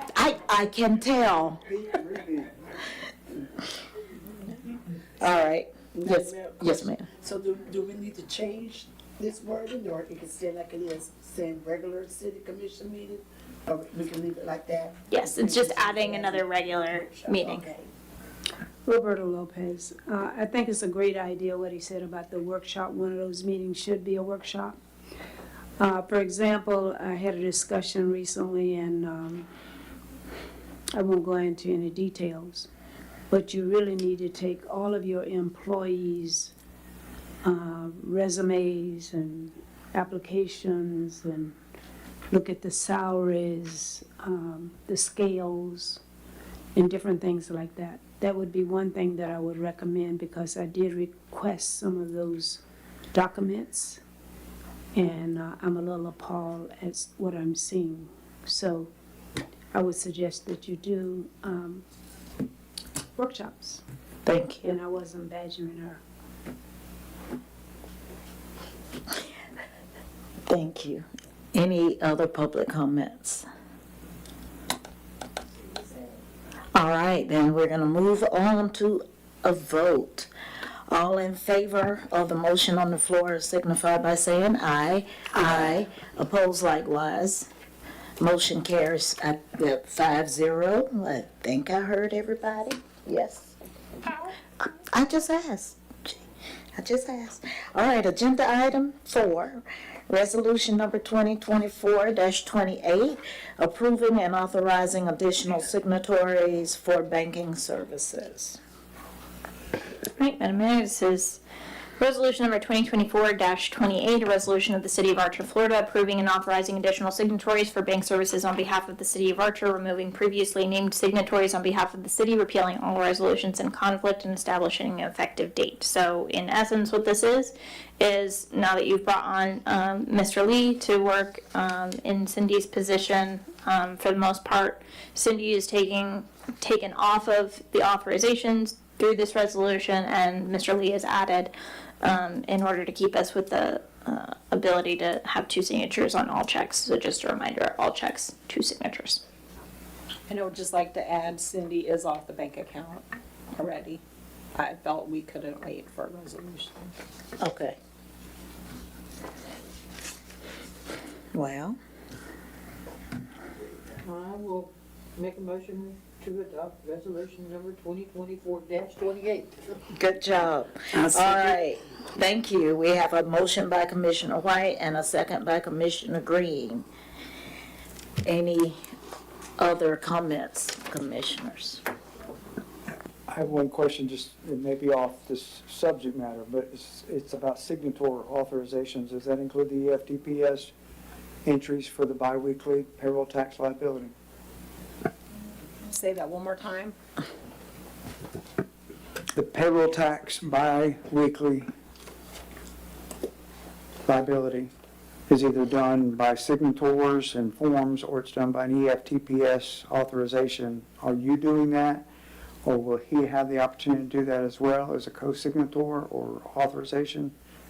How's that happening right now? I know that I asked the question, are we current with our bi-weekly EFTPS payroll tax liability? We are. Yes, we are. And who is the authorizing entity in that? You? Currently, I am signing all the back ones and the forward ones, but Okay. I understood we didn't need to sign them, but I believe we do. You have to have an authorization Yeah, approval for but I that. don't believe that was occurring, is what I'm trying to get at. Okay, Possibly. I just know I have to sign all those back ones, and I haven't signed any since and October. prior to your authority, that would have been Mr. Hammond doing that or just escaping from doing those for the Correct. I 6 believe it was periods? submitted online, if I understand correctly. And he had to approve it online? I don't know the answer to that. I don't think so. He did? Okay. No, there's, Commissioner Hope is correct, there's an online process in which you pay your payroll taxes.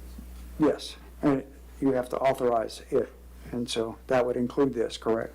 Correct, but the accounting person has been approving them, like, the city manager didn't approve them. There was What not a released the signature.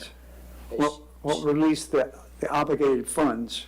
Her, that authors- yeah, let him speak to it, but as far as I know, she was I haven't looked into Archers, but in Newberry, when we file our taxes through the EFTPS, and when you authorize that, you're authorizing an ACH out of your bank account to pay those taxes. Okay. So when you file that report on EFTPS, it Don't debits your the bank financial account. obligation automatically Correct. through coding or whatever?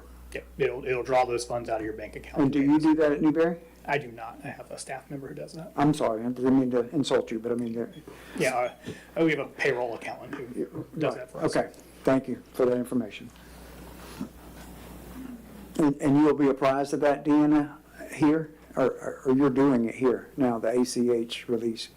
yes, currently what it was happening was things that were submitted, there was nobody second checking them or approving them. Okay. Not checks and not, like payroll and stuff, I'm still having to approve, but we've removed that step added a step, let me revise that statement, where one person can't submit and approve in the same thing unless it's the city manager. Okay. So the accountant was submitting and approving payments So without that's the the city check and manager control overseeing. now in Correct, place. yes. That's where I'm Yes. getting at. So, Correct. and you have knowledge of that and releasing that ACH payment? Correct, yes, Okay, sir. thank you. Sorry to get into detail, but it just, that's a big fish out there. Additional public comments on the motion? Karen Fiore, there's some errors with the resolution wording. So on the fourth, whereas the city Archer recently employed, you contracted, I don't think the employed word should be used there, through a service agreement needs to be added to that paragraph. The next whereas, it says, execute checks on behalf of the city of Archer and remove the former city manager is incorrect. It should be former bookkeeper. Section 1A, so you're approving, and it's nothing against Mr. Lee, you are approving a contractor, not even an employee of the city of Archer, to sign off on your checks. I don't think that's an appropriate step. I don't know why we're not forcing the city manager to be one signature and then one of the commissioners or the mayor to be forced to be the second. I don't think that should be put on a contracted person. And I agree with Ms. Fiore. I do not want to be a signature on your bank account. I think the intent was for me to have online banking access. thank you. Glad we're in agreement. And also for the record, and moving forward, the person cutting your checks should not be ever signing any of your checks, ever. Never. And all of those online should have had the dual authority. She may submit it and then your manager pushes the button to approve it. And I know perhaps it was supposed to be like that, but it's very sad it wasn't done. But you shouldn't even have your bookkeeper as a signature or a signer. So don't even include that. Thank you. No, she doesn't, but she can submit with. Madam Mayor, if I may. Yes, go ahead. So I think that there was some wires crossed as to what was being requested of us. So I will make sure that we have access to the bank accounts rather than signatory in the resolution. As to the first comment made by Ms. Fiore, I do not agree that that should be amended. We did hire him on as a temporary bookkeeper. Initially, that had already happened. So now we have moved forward with something different, but that we need to make sure that we already have that in place. So that was the first action that was taken. Thank you. You're welcome. He's not an employee. He even admitted that he was not hired. He's a contractor. So Ms. there's very Fiore. different words. Thank you. And the correction Ms. of Fiore. the other stuff, as far as removing the city manager. Ms. Fiore, thank you. Well, I'm gonna back up what she just said. That's fine. Come on. We just need transparency, and we need someone to be able to, has nothing to do with you or whoever, but he doesn't need to be on the signing any checks. He's not an employee. Yeah, As I said, we can basically have one of your council people, it'd be another person to sign off. Okay, but for the second signature, right. And then for the taxes and all that, who's doing that? You're doing that now, you say? I am now, yes, ma'am. Okay. But no, Cindy was never signing checks, let me clarify that. It was always either the city manager and/or a commissioner or Okay. two commissioners. She was submitting and approving ACH, automatic payments to our vendors with nobody second checking that. Okay. What I'm saying, so I just want to clarify that. Nobody could get on the bank account but her. Correct. I can. True. Right, well, that, we're correcting that now, right? Okay, thank you. Thank you too. You okay? Bill Lewandowski, a question in this regard. Is Mr. Lee a 1099 employee or is he a temporary employee? What's the legal? Hold on, Mr. Lewandowski. I'm sorry. It's too much going on in the corner over here. It's too much going on over there. Yeah, we need to be able to hear. I'm sorry. Go ahead. Okay, so I'm a little confused about some of the terminology that's being used in this regards. So is Mr. Lee a 1099 contractor? And is that what you mean by temporary employee? As of the approval of this contract tonight, yes. Okay, so, and you said he was already hired.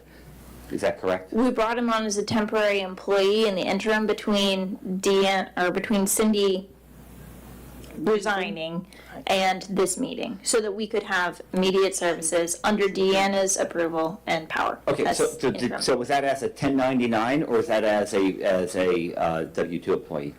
When you say temporary. The reason I'm asking this question is because you may recall that when you brought on the 1099 contractor as a planner, that caused a huge discussion. You probably will remember this, because as I recall the issue, in order to have professional services contract, which is 1099, that has to be approved by this board. The city manager does not have that authority. So that's why I'm kind of getting down in the weeds on this. I don't want to, because of all the financial issues that are going on and the oversight by the state, otherwise I wouldn't bring it up. I can provide some clarification Thank here. you. So the way that our policy is written is that professional services contracts, it doesn't designate W-2, it doesn't designate 1099, it just says professional services contracts, all of the above, have to be approved by this commission, which is why when Cindy resigned and we were without the ability to have someone, Deanna used her ability to hire a temporary employee to procure Mr. Lee's services as an employee under her power, and then we have a professional services contract so that he doesn't have to continue on as a temporary employee and can be a contractor. Does that make sense? Oh, okay, so that answers my question. And so he was, and I said, I'm getting down to the weeds for the record because I don't want to have an issue in the future. So he was hired as a Temporary temp employee. not a 1099, because there is a difference. So he was hired as a temporary employee, getting a W-2 for that limited time period, and now he's been converted to a 1099 contractor with a professional services contract. That is correct. I just want to make sure it's straight. Thank you so much. Thank you too. All right. So stop. Let's go to a vote. All in favor of the motion on the floor signify by saying aye. Aye. Opposed likewise. Motion carries 5-0. And agenda item 5, resolution number 2024-29, agreement between the City of Archer and Deanna Altop for interim city manager.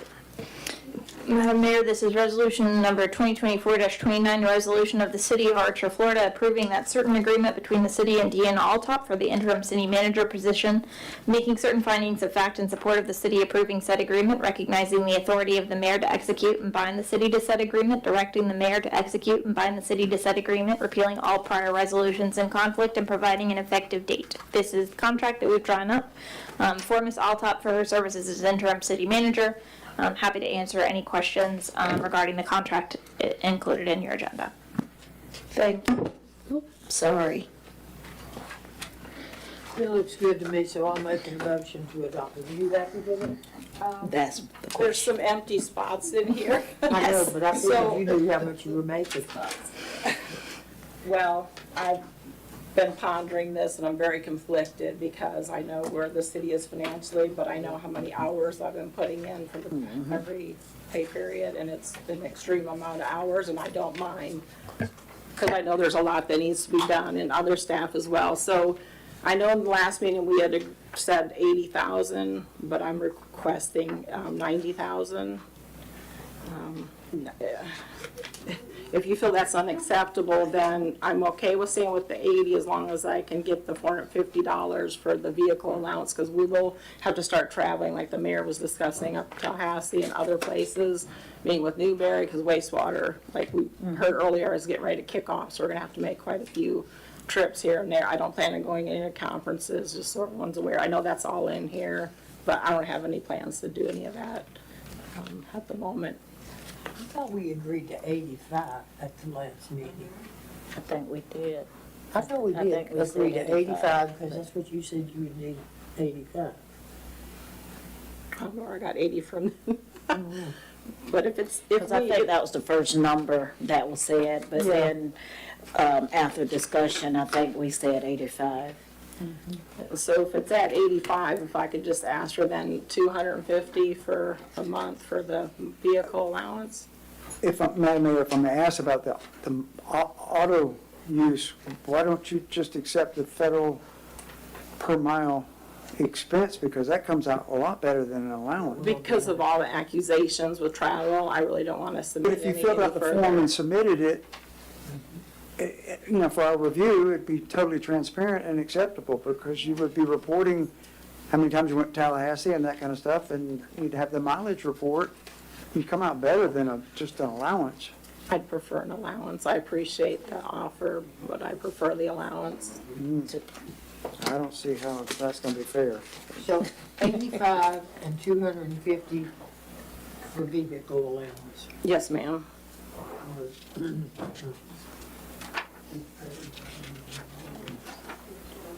And then, yes, the housing clause, I have no plans to move. I live right there, been there for, I think, 15, 16 years, so I have no plans to move anywhere. What was Tony's final pay? I have that here. 108, Well, I think we started too much. it was 108 plus benefits. Yeah, it was 108. So the total budget for the city manager is $162,693. Cindy's full amount with all her benefits was $68,302. That's $230,995 for those two employees. That's with full, all the benefits, FRS, the whole works. Retirement, all that. Yes, correct. Good golly, Miss Molly. I'm gonna go with 90,000 for Deanna, and that'll take care of all of it. So 90,000 and 250, or just 90? Just the 90? Okay. Yes, 90 is fine, then with the no vehicle allowance is fine, yes. That's fine. I Yes. mean, either way. It's fair. Did somebody make a motion? Um, did. I made a motion thought she to did. accept the, Microphone. Oh,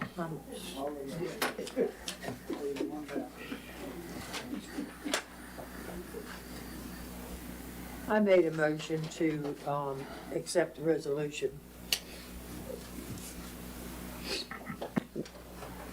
With, are you gonna say Yeah, with? Commissioner Hope, will you changes? designate the, Yeah, the amount. because we have them as blanks. Okay. With the dollar amounts, 90,000. And no. Right. Automobile allowance. Got it. Does that take care of it? All right, so we have a motion by Commissioner White, A second. and a second by Commissioner Green.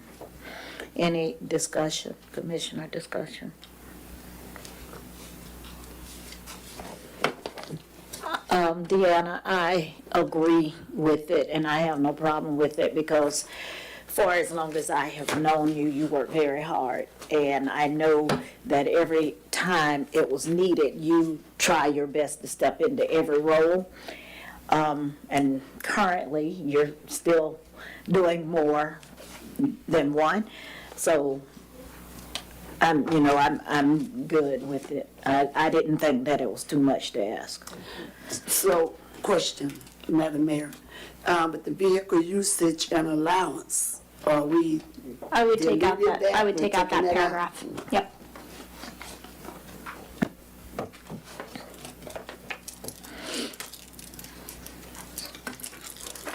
All right, so I guess I'm gonna open it up to the public if we don't have any other comments up here. All right, public comments. My bad. Public comments on the motion, please.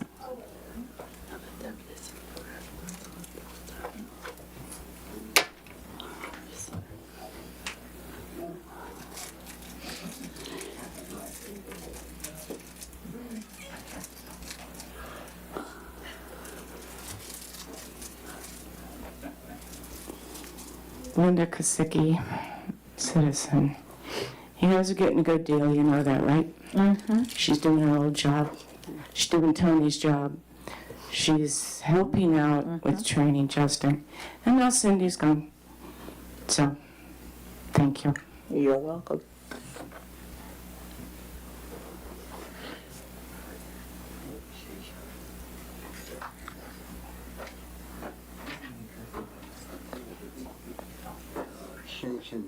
Since I've met her since 2006, and she has cleaned up so many messes in this town of former city managers. She's got to be commended. She cleans up every mess she comes into. Mm-hmm. Thank you. And yes, you have. Hi, Hello. Denise Donaldson, and I know Deanna's been here for a long time and has always helped. And I know she's only asking for $90,000 Correct. with no vehicle allowance. But don't you think she should get one? Yes. I think you should add it because she deserves it. So that's just my hope that you would do that. Thank you.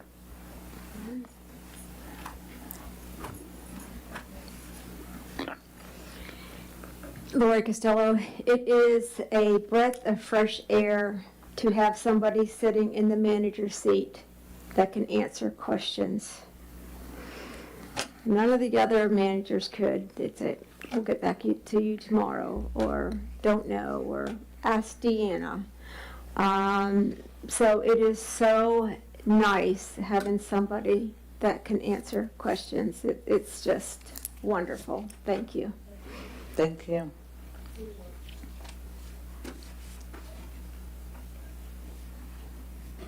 it's so refreshing to hear good comments.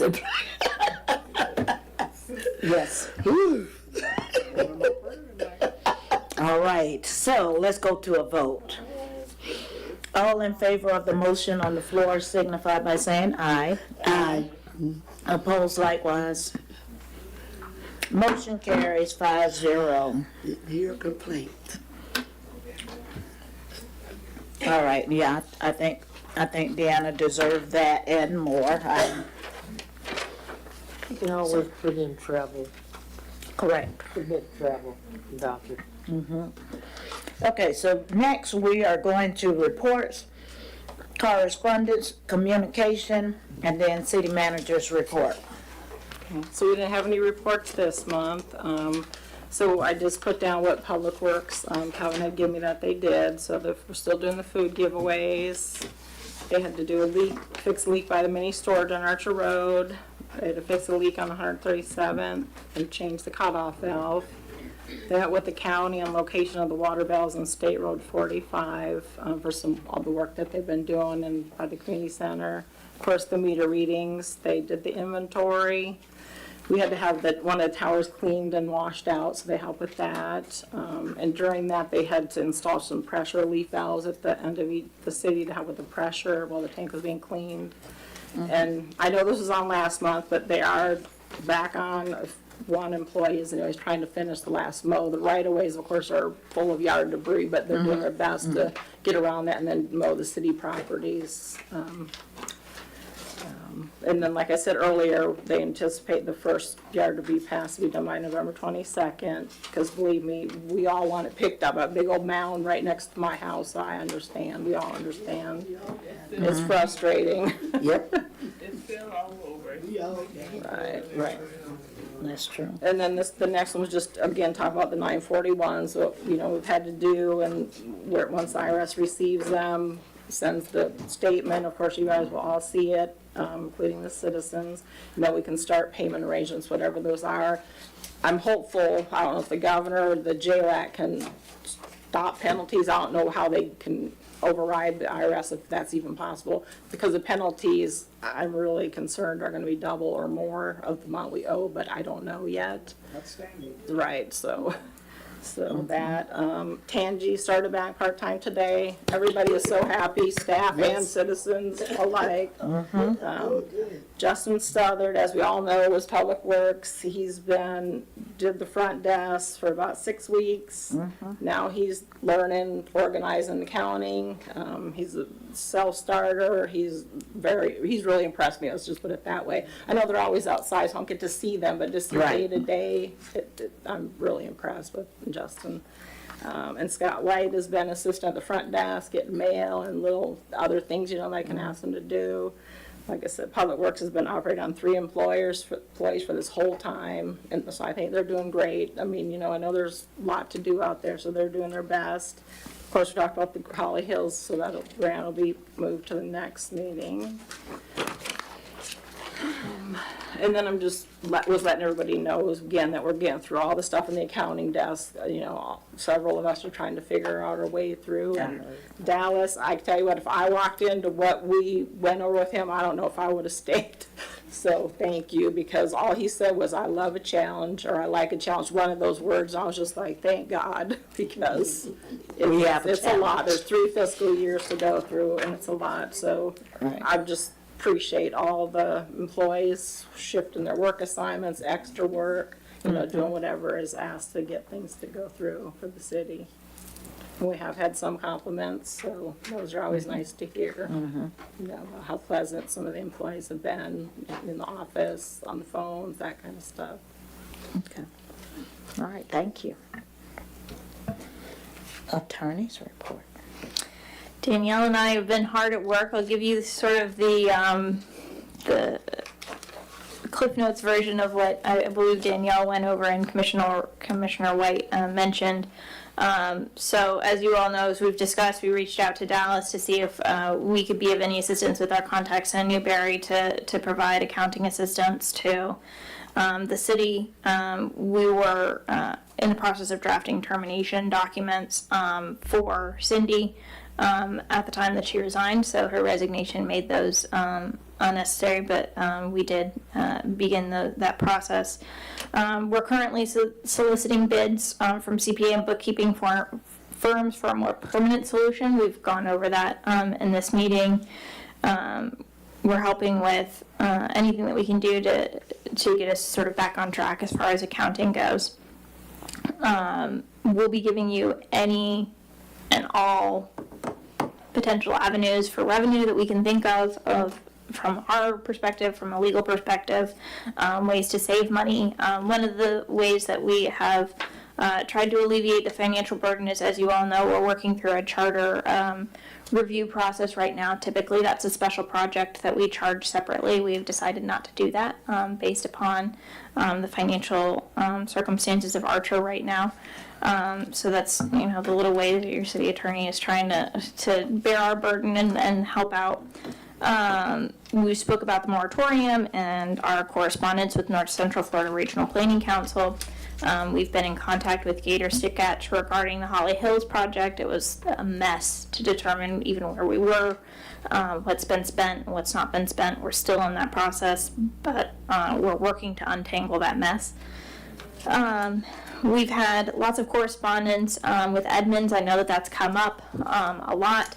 I think that it's safe to say now that as we've sort of narrowed in on things, it was less of an issue with Edmonds and a little bit more of there were some training things that we still needed to do, but there was a lot of just information that wasn't provided to them in an accurate format, which made transferring it very challenging. So I think that we've got that piece of your accounting moving forward in a really good way at this point. We've also spoken to Caleb Perla, so that's the individual that you've been working with for your audit, regarding the $175,000. We did ask him if he was able to tell us where that money went. At first he wasn't able to. He later called back and indicated that upon first glance, and this is not by any means finalized, but he believes it may have been used to cover shortcomings on projects we had, either to match grant money or in the event that the grant money fell through, that we believed. And then he provided the example of a dog park recently. So that's just sort of the 1-2 of a brief overview of what we've been working on. Again, we're happy to provide you with any assistance, but we appreciate, you know, everyone's grace. We know that everything's been challenging, so we appreciate that you all are hanging through it with us, and we'll hang through it with you, and I'm confident that we will get there. Thank you. Let's pass these down, Question, please. I just want to tell you and Danielle, excuse me, how much I do appreciate you and what you have done that we probably won't know anything about until it's done. And please pass our thanks on to Scott, because I know he was behind some of it. Absolutely. All right, Commissioner report, Commissioner Holt. I chaired and attended the North Central Florida Regional Planning Council group meeting monthly, as well as they chaired the executive committee for the month. I attended, I don't know if anyone else got the invitation, but Oakview Middle School in Newberry had an official Veterans Day recognition of their resource officer who was in the Navy, and he was presented and a guest speaker. The Oakview Middle School band was there and played a whole entourage of the 5 service groups and their music. It was well attended. Mrs. Hartwell was the only Archer representative beside myself there that I saw. So, but it was very interesting to see a public school turn out the entire class, 6th, 7th, and 8th graders on the open pavilion outside, and thank God it was a beautiful day. But it really touched me because we are very free. And even in our public sector of school systems, we are very free. And those students acted with the greatest respect during the program. I was quite impressed with Oakview Middle School and Miss Pizer. Miss Pizer's been there almost 25 years. She taught Paul how to play the saxophone. So, and Paul was 33 years old. So, and he was in the 6th grade. So, but she's still there, and she's very, very supportive and dedicated to her field of music. Very nice program. I was proud to be there. That's all. Thank you. Commissioner Green? Yeah, we attended that last year, and it was Yep. very nice. I'm Yep. not going this year, though. I don't have anything to report, but just want to say thank you to Deanna for the job that she's doing for us. Oh, I am so sorry. Yes. Just want to say thank you to Deanna for the job that she's doing for us. Thank you, Mr. Lee, for coming on board. It was a pleasure having the public's question answered in a respectful way. So we appreciate you. Thank you. Commissioner White? Oh, we had the trunk or treat, and it was not as big as it was last year, but it wasn't on a Saturday night either, so that made a difference, I think. We have a new JC that have been elected. They will have their first meeting in December. And those kids are amazing. I got to go listen to their speeches, and they are absolutely amazing. Commissioner Hope, your granddaughter did an excellent job with her speech. And I was impressed. But we do have a new JCC, and you'll see them next month. That's it. Thank Is you. she on there? Huh? She didn't get elected, did she? But she was talking. All right, Vice Mayor? Okay, so I did go to, I did go to YMCA, which I'm a board member, function. It's called a Rock Fest. And I want to thank ACPO and Archer Mark for donating for the silent auction that they had. I paid my own fee out of my own cash, out of my own money. Okay, I just want to say.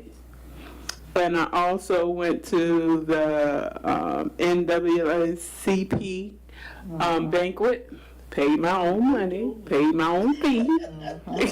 Just like, you know.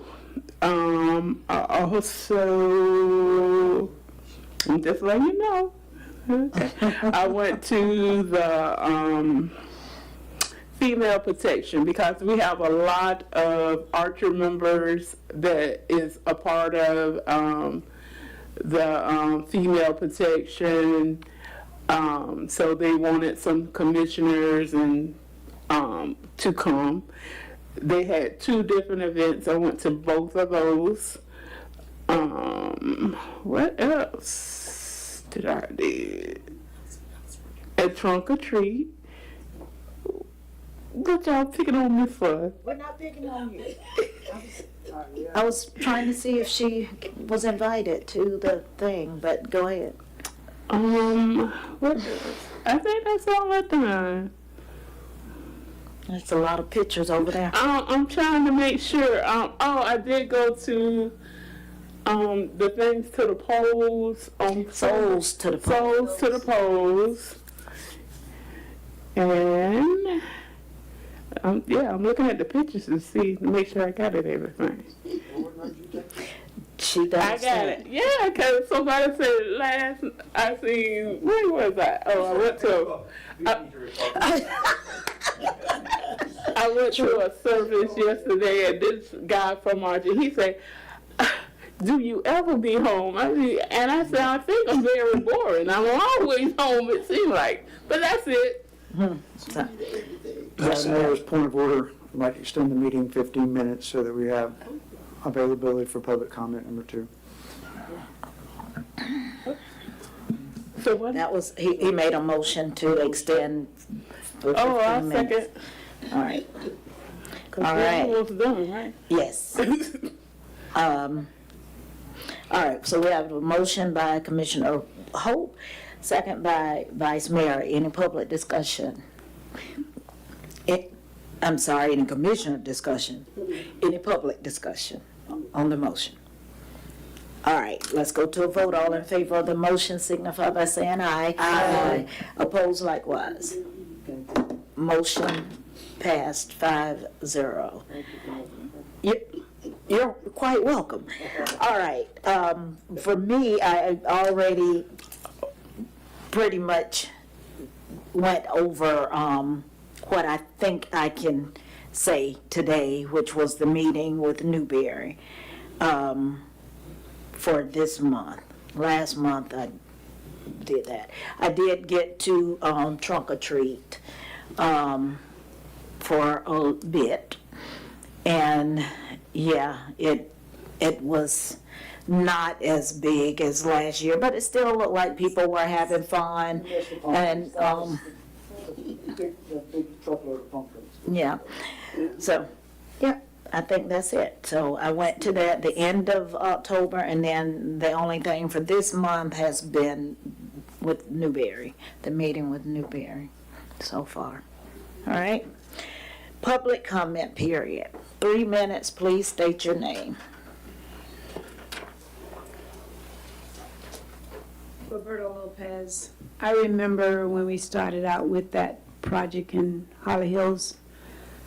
I also wrote a support letter, and I just want to say to you, Commissioner Green, that I feel you. That's all I have to say.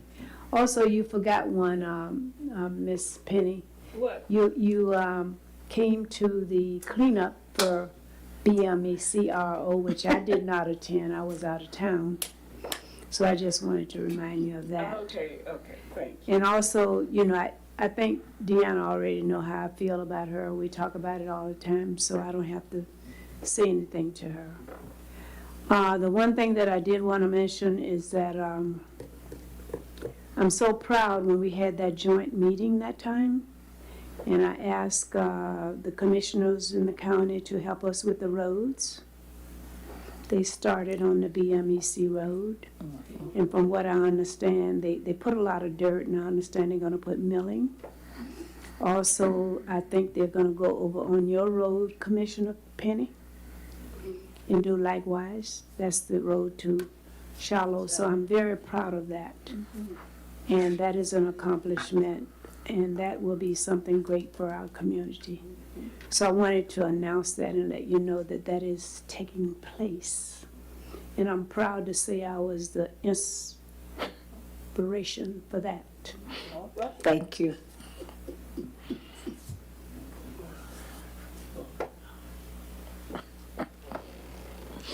Lori Costello, the county also did Park Street, and it is beautiful, beautiful. They also trimmed way back on 141st Lane, so I think 141st Lane is probably going to be done soon, probably. But the county was out there with the big machine that trimmed probably at least 15 feet from the road. Talk about trimming. Can Public Works, we are in dire need of trimming around Archer. Like one example, the community center, that fence that goes around the retention pond, that used to be 15 feet away from the fence, and now it has grown over the fence. Massive trimming needs to be done. But what I was thinking is if they did the trimming now, they could put all that stuff on the piles to clean up for the storm stuff, and then they wouldn't have to haul it and do all the other stuff. No, I agree. My husband told me that today. They says, why don't they do that? And I'm like, I don't know. I'll ask tonight at the meeting. I sure would save a lot of time and energy. And Okay. well, we bought 2 trailers. On the side of the road. Well, it'd be the same thing as we bought 2 trailers that we're not using for cleanup, so I thought, hey, right? They have, yeah. She Thank said they you. were. Thank you.